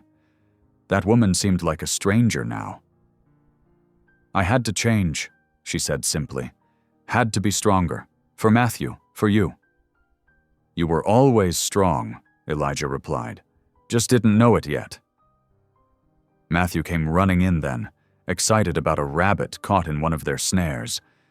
Sophia rose to help him clean it, her heart lighter than it had been in days. Elijah was healing. They had shelter, food, and each other. It would have to be enough. That evening, as snow fell softly outside their patched walls, Sophia sat mending torn clothes by firelight. Matthew leaned against her knee, drowsy with warmth, while Elijah dozed on his cot. The line shack was still drafty and crude, but they had made it livable. More than that, they had made it home. She thought about the woman she'd become. Trapper, hunter, healer, protector. The change hadn't come easily, but it had come surely, born of necessity and love. Whatever challenges lay ahead, she would face them with this new strength, this hard-won confidence. Elijah stirred, opening his eyes to look at her. Even weak as he was, his gaze held warmth that made her heart flutter. They had walked through fire together, quite literally, and emerged transformed. Not unscathed, but unbroken. The wind whispered through the cracks in the walls, but the burlap barriers held, firm. Like them, Sophia thought. Battered but standing. Changed but whole. The line shack creaked in the winter wind as Sophia stirred the morning fire. Elijah sat propped against the wall, color finally returning to his face after days of fever. His wound was healing, though he still winced when he moved too quickly. "We can't stay here forever," Sophia said, passing him a cup of hot coffee. "Those men will find us eventually." Elijah took a careful sip. "Agreed. But we need a plan." Matthew played quietly with wooden figures Elijah had carved for him, moving them through the shadows cast by their small fire. Sophia watched her son, determination building in her heart. They deserved more than this half-life of hiding. "I've been thinking about the deed," she said, settling beside Elijah. "About where my husband might have hidden it." "Go on," Elijah encouraged, his voice still rough from illness. "That old Bible of his, the one we found in his trunk. He carried it everywhere, even to card games." Sophia's fingers twisted in her skirt. What if he hid the deed inside it? Elijah's eyes sparked with interest. "Makes sense. Gamblers often hide valuable papers in plain sight. Nobody thinks to look in a Bible." "The railroad men have taken over our cabin," Sophia continued. "But if we could get back there, get that Bible." "It's dangerous," Elijah warned, though she could see he was considering it. "Those men won't hesitate to shoot." "More dangerous than staying here until they find us?" Sophia challenged. "Or until you get sick again?" He studied her face for a long moment. "You've changed, Sophia Turner." "Had to," she replied simply. "Are you strong enough to travel?" Elijah pushed himself straighter, testing his limits. "Strong enough to watch your back, at least. But we'll need to be careful. Take the sled at night, when the moon's bright enough to see but dark enough to hide." They spent the day preparing. Sophia gathered their few belongings while Elijah cleaned his rifle. Movements slow but precise. She watched him test the action, grateful his hands were steady enough to shoot if needed. As dusk approached, they wrapped Matthew in every blanket they could spare. The boy remained quiet, sensing the tension in the adults around him. Sophia hitched their one remaining horse to the sled, while Elijah secured their weapons. "Ready?" he asked, as she helped him settle into the sled beside Matthew. Sophia nodded, taking the reins. Snow had fallen fresh that day, muffling their passage as they glided between dark trees. The moon cast blue shadows across the white ground, bright enough to light their way, but not so bright as to expose them. The trip down the mountain was treacherous. Sophia guided the horse carefully around ice-slick corners, heart pounding each time the sled runners slipped.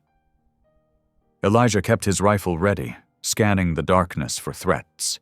They reached the outskirts of town, near midnight. Smoke rose from chimneys, and lamplight glowed in scattered windows.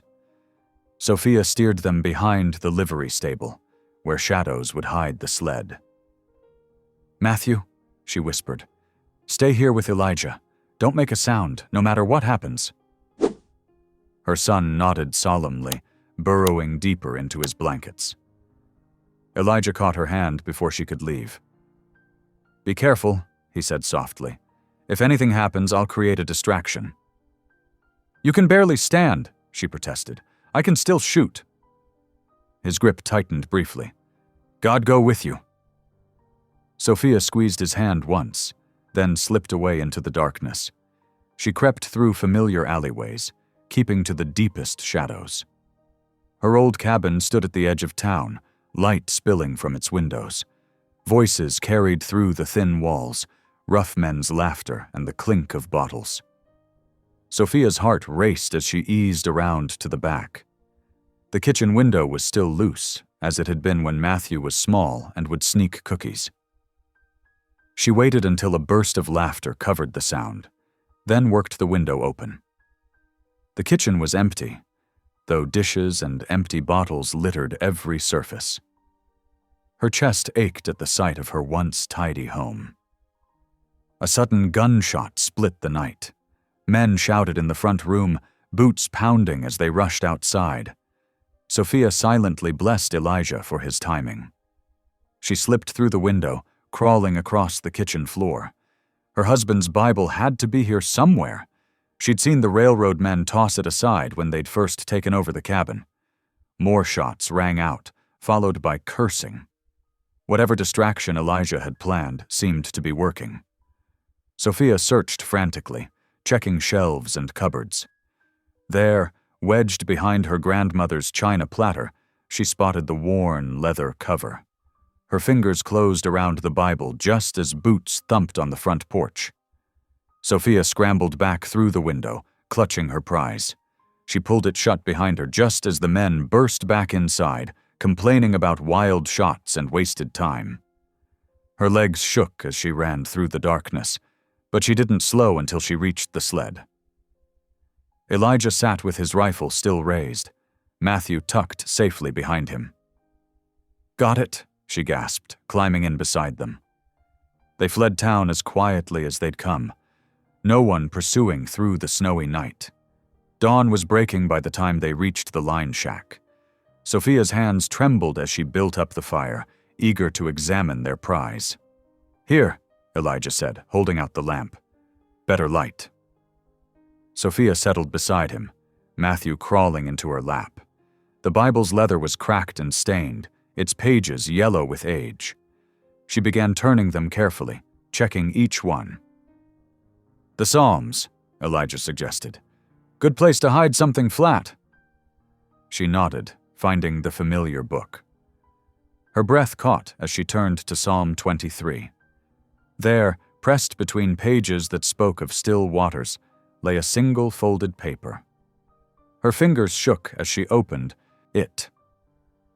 The deed was written in precise legal hand, detailing the boundaries of the spring and her husband's rightful claim to it. In the corner, the county clerk's official seal remained clear and unsmudged. "This is it," she whispered. "The real deed. Proof that the spring is mine." Elijah leaned closer, reading over her shoulder. "This changes everything. The railroad can't touch your claim with this." Matthew touched the paper wonderingly. "Does this mean we can go home?" Sophia pulled him close, sharing a look with Elijah. "Not to the old cabin, sweetheart. But maybe we can build something new, something better." The morning sun streamed through gaps in the walls, catching dust motes and making them dance like golden snow.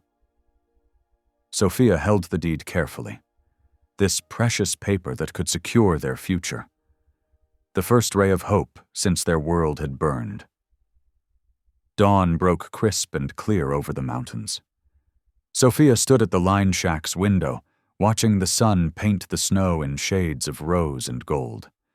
The deed lay carefully folded in her pocket, its presence giving her strength for what lay ahead. "Are you certain about this?" Elijah asked, checking the cinch on their remaining horse. His wound still pulled when he moved, but determination showed in every line of his face. "I'm done hiding," Sophia replied, helping Matthew into his warmest coat.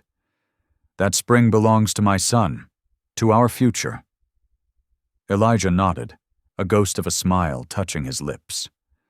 "Then let's face them together." They had discussed their plan through the night.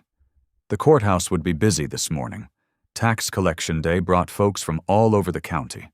Perfect timing to expose the sheriff's schemes in front of witnesses. Sophia settled Matthew in front of her on the saddle, while Elijah mounted behind. His presence at her back felt solid, reassuring.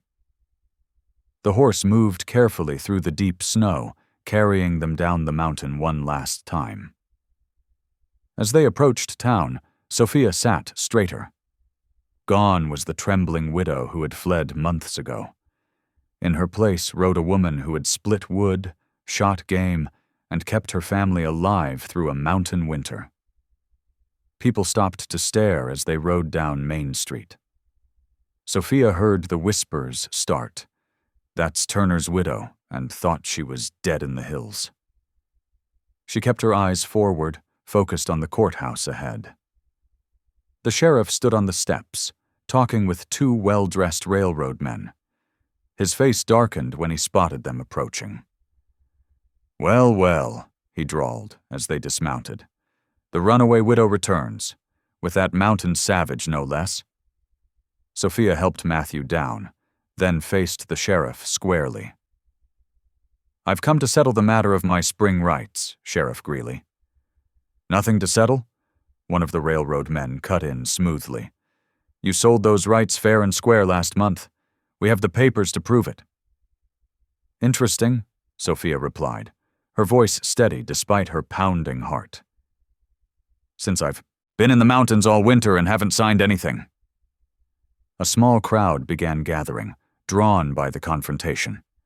Sophia spotted Preacher Crane among them, his presence giving her courage. "Now see here," the sheriff blustered, taking a threatening step forward. Elijah shifted slightly, his hand near his gun. The sheriff stopped short. "Let's take this inside," Sophia suggested firmly, "where everyone can see justice done properly." The courthouse was already half full with taxpayers. More people filed in behind them, word spreading quickly that something was about to happen. Matthew pressed close to Sophia's side as they made their way to the front. The sheriff took his place behind his desk, trying to project authority. "Show her the sale document," he ordered one of the railroad men. The man produced a paper with a flourish. "Signed and witnessed 3 weeks ago. You sold the spring rights for $50.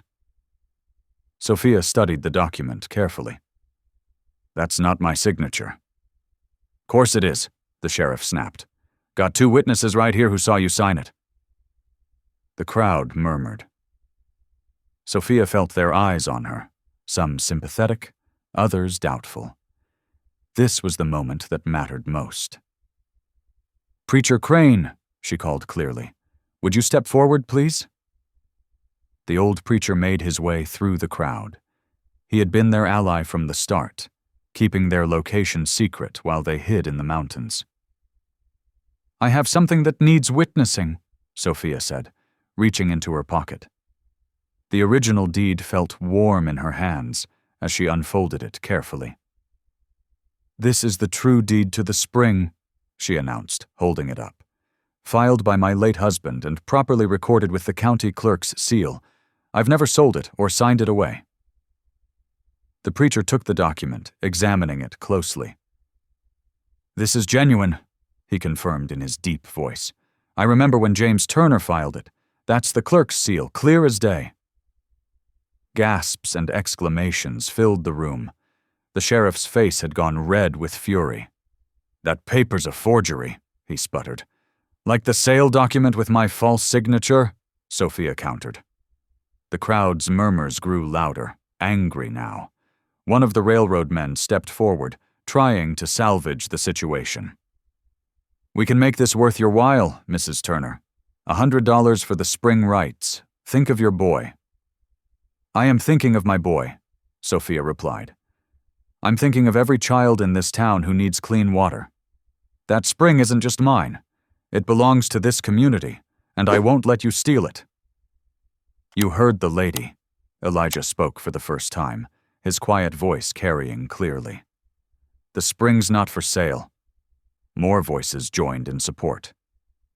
"She's right," someone called. "We can't let the railroad take our water." "My cattle water at that spring. My children drink from it." The sheriff looked around wildly as the mood of the crowd turned decisively against him. His scheme was crumbling before his eyes. "This is nonsense," he blustered. "I'm the law here." "Not anymore," came a new voice.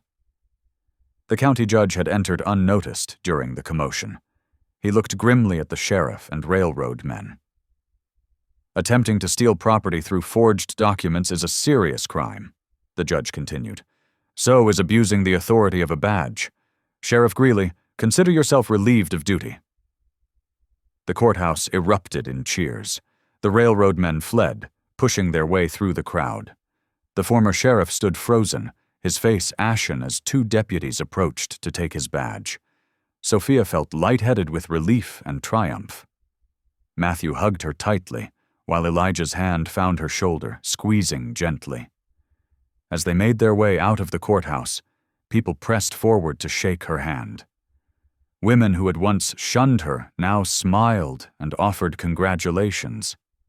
Children crowded around Matthew, welcoming him back.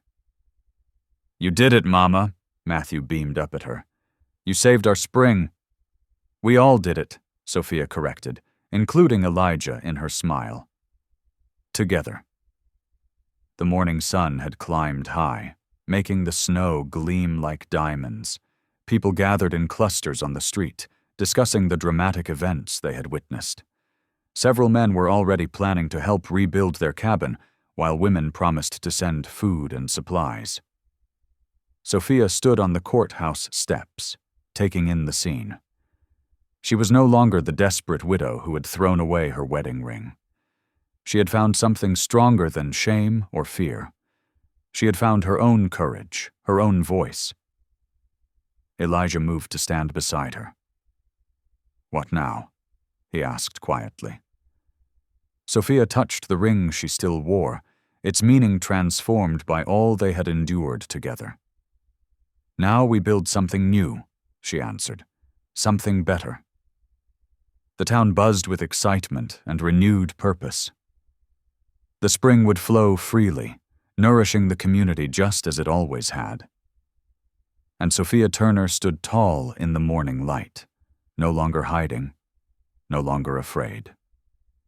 The morning sun cast long shadows across the snow-covered mountain as Sophia, Elijah, and Matthew approached the remains of their burned cabin.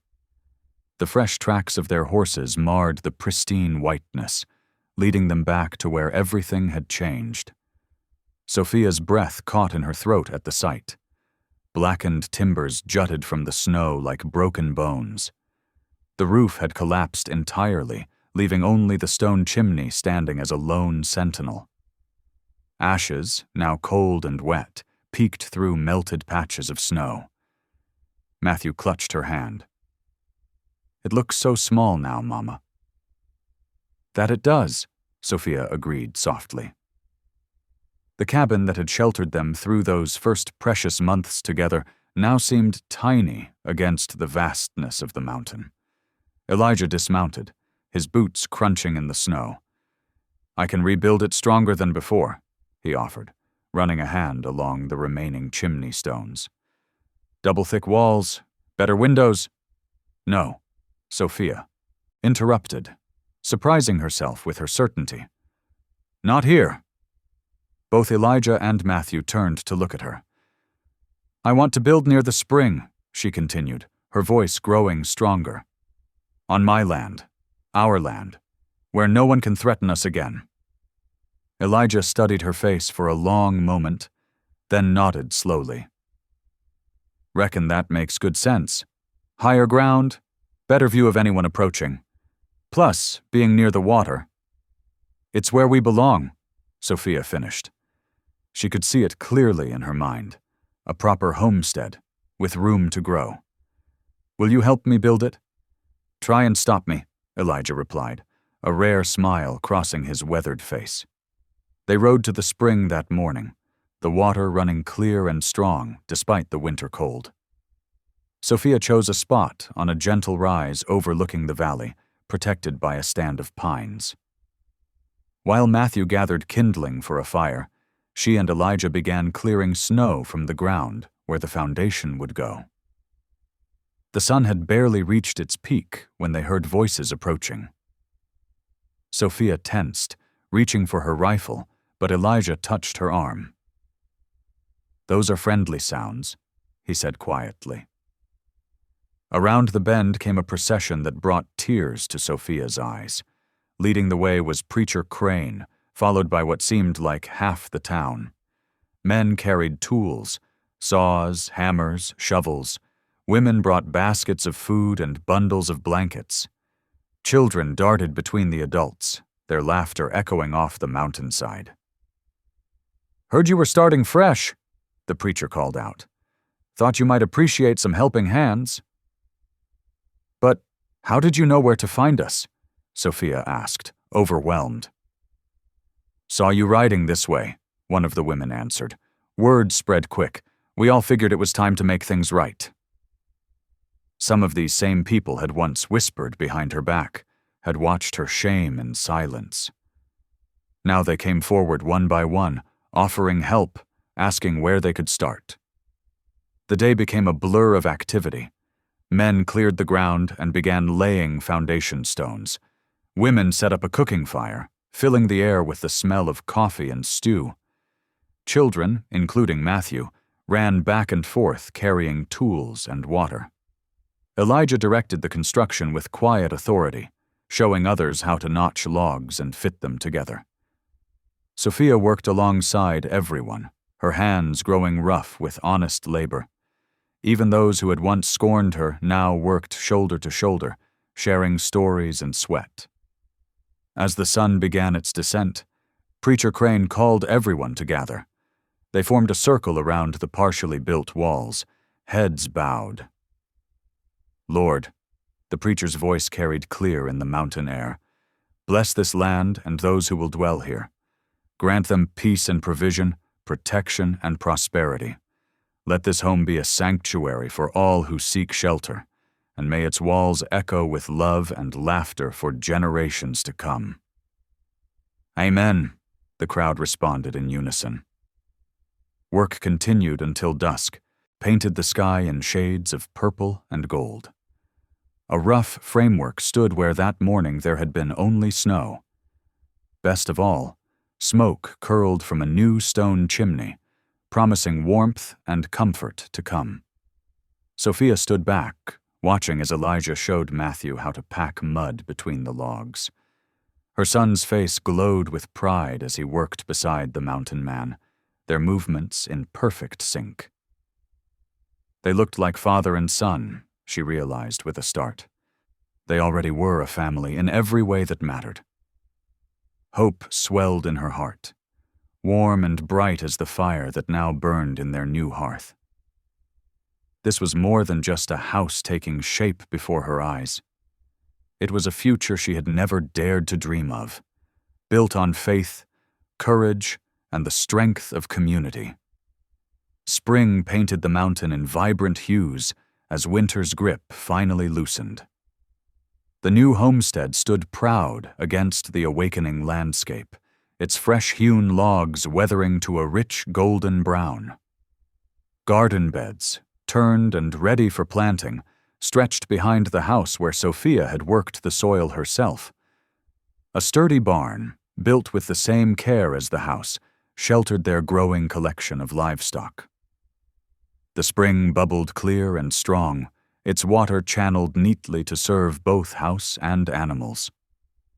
Sophia often paused in her work to watch the stream catch sunlight, remembering how this precious water had changed their lives. Neighbors came and went freely now, sharing seeds, tools, and friendly conversation. Women brought preserves and quilting supplies, while men stopped to trade news or lend a hand with heavier tasks.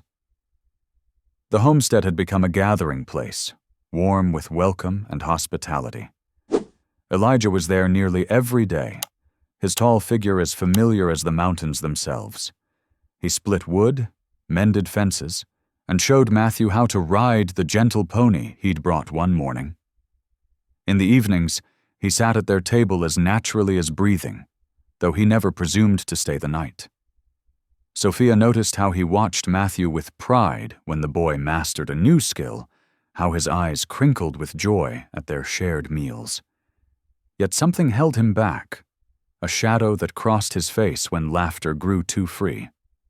One evening, as Matthew slept and crickets chirped their spring songs, Sophia found Elijah on the porch, staring at the stars.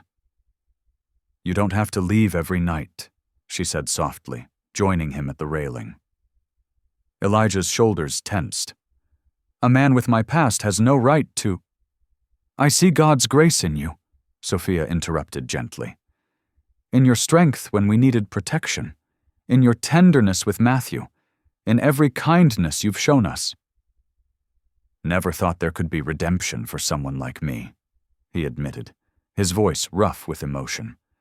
"The things I've done—" Sophia reached for his calloused hand, her touch sure and steady. "You're already part of this family, Elijah McCrae. Matthew adores you, and I—" She paused, gathering courage. "I see the good. Man you are now, not the shadows of your past." That night, after Elijah had reluctantly departed as usual, Sophia knelt beside her bed. She prayed for wisdom and courage, knowing in her heart that soon she would need to speak plainly about what they both felt, not just companionship, but a true covenant between them. The Sunday morning dawned warm and bright, with songbirds trilling in the budding trees. Sophia stood before her mirror, smoothing her best dress and pinning her hair with extra care. Her fingers lingered on the wedding ring that had carried such different meaning months ago. Now, looking at her reflection, she saw not a shamed widow, but a woman ready to embrace joy again. Elijah waited outside with the wagon, dressed in a clean shirt and his least-worn coat. Matthew bounced excitedly beside him, his Sunday clothes neat and pressed. Together they rode toward town, the spring air fresh with promise. The little church filled quickly, wooden pews creaking under the weight of gathered families. Sophia noticed the difference in how people greeted her now, with warm smiles and respectful nods. Gone were the whispers and sidelong glances of judgment. As the congregation rose for the opening hymn, Sophia's heart thundered in her chest. While voices lifted in praise around them, she reached for Elijah's weathered hand. His palm was warm against hers as she pressed her ring into it. "I'm ready," she whispered, her voice steady and sure. "Ready for a new covenant." Elijah's breath caught, his eyes, usually so guarded, filled with tears as his fingers closed tightly around hers. The morning light streaming through the windows caught the silver at his temples, and Sophia had never seen him look more handsome. After the final Amen, Sophia approached Preacher Crane, asking for a private word. Instead of stepping aside, though, she led Elijah and Matthew with her to the altar. Understanding bloomed on the preacher's face as townsfolk gathered closer, sensing something special was about to happen. Sophia and Elijah knelt together on the worn steps, Matthew standing proudly between them. Preacher Crane raised his hands over them, his voice carrying clearly through the hushed church as he prayed for God's blessing on their family. "Lord, guide these three hearts you've brought together," he intoned. "Pour out your grace upon this new beginning." Though it wasn't yet a formal wedding ceremony, the significance moved through the congregation like a warm breeze. People pressed forward with handshakes and embraces, celebrating the public acknowledgement of what many had already seen growing between the mountain man and the widow. Sophia felt tears on her cheeks, but they were tears of joy. The heavy burden of shame that had weighed on her for so long was gone, lifted away by love, faith, and the healing power of time. The golden light of dusk painted long shadows across Sophia's new homestead. Lanterns flickered to life one by one inside the sturdy cabin, their warm glow spilling through freshly cleaned windows. The aroma of beef stew and fresh-baked bread filled the air as neighbors gathered around the long wooden table that Elijah had crafted with his own hands. Mrs. Peterson set down a steaming apple pie while her husband added another log to the crackling fire. The sheriff's wife arranged wildflowers in a mason jar, their purple petals bright against the whitewashed walls. Children darted in and out through the open door, their laughter mixing with the gentle sound of the spring bubbling nearby. "Uncle Eli! Uncle Eli!" Matthew called from outside. "Come see what Star can do." Elijah excused himself with a gentle touch to Sophia's shoulder, following Matthew to where the young pony waited in the newly built corral. The coal-black horse had been Elijah's surprise gift to the boy, chosen carefully for its gentle nature and sure feet. "Look how she comes when I call," Matthew demonstrated, his chest swelling with pride as the pony trotted over, nickering softly. Elijah's weathered face softened as he watched the boy stroke the animal's velvet nose. Inside, women chatted as they laid out plates of cornbread and green beans, fresh from gardens that had sprouted up around the spring. The water had brought more than just crops. It had nurtured a true community bound together by shared work and fellowship. "Time to eat," Sophia called from the doorway, and everyone gathered around the table. The preacher offered grace, his words full of gratitude for the abundance before them and the bonds of friendship that had grown as strong as the cabin's oak beams. After the meal, while the women cleared plates and men swapped stories by the fire, Sophia slipped outside. Elijah and Matthew followed, drawn by the peace of the emerging night. They stood together near the spring that had caused so much strife and yet led to so much blessing. The first stars winked to life overhead, bright pinpoints against the deepening blue of the sky. Sophia leaned against Elijah's solid warmth, listening to the eternal song of the water as it bubbled up from the earth, clear and sweet and free. "Thank you, Lord, for your mercy," she whispered, her voice carrying all the wonder of a heart made new. The months of fear and struggle had refined her faith like gold, teaching her to trust in God's timing and grace. Elijah's arm settled around her shoulders, strong and sure. The gesture spoke of protection, but more than that, it spoke of belonging. "This is home," he said softly, his deep voice carrying the weight of promise. "Always." Matthew moved closer, slipping his small hand into theirs, completing their circle. The boy who had once hidden behind his mother's skirts now stood tall, secure in the love that surrounded him. Through the window, lamplight cast a warm rectangle on the packed earth of the yard. Together they turned back towards the cabin where voices and laughter spilled out into the evening air. They walked toward the light. Their steps fell naturally in rhythm, a family bound not by mere chance or convenience, but by the stronger ties of faith, courage, and grace freely given and gratefully received. Thank you for listening. Stories connect us in the most unexpected ways. If you felt that spark today, make sure you're subscribed. I share a new one daily, and the next might change your day.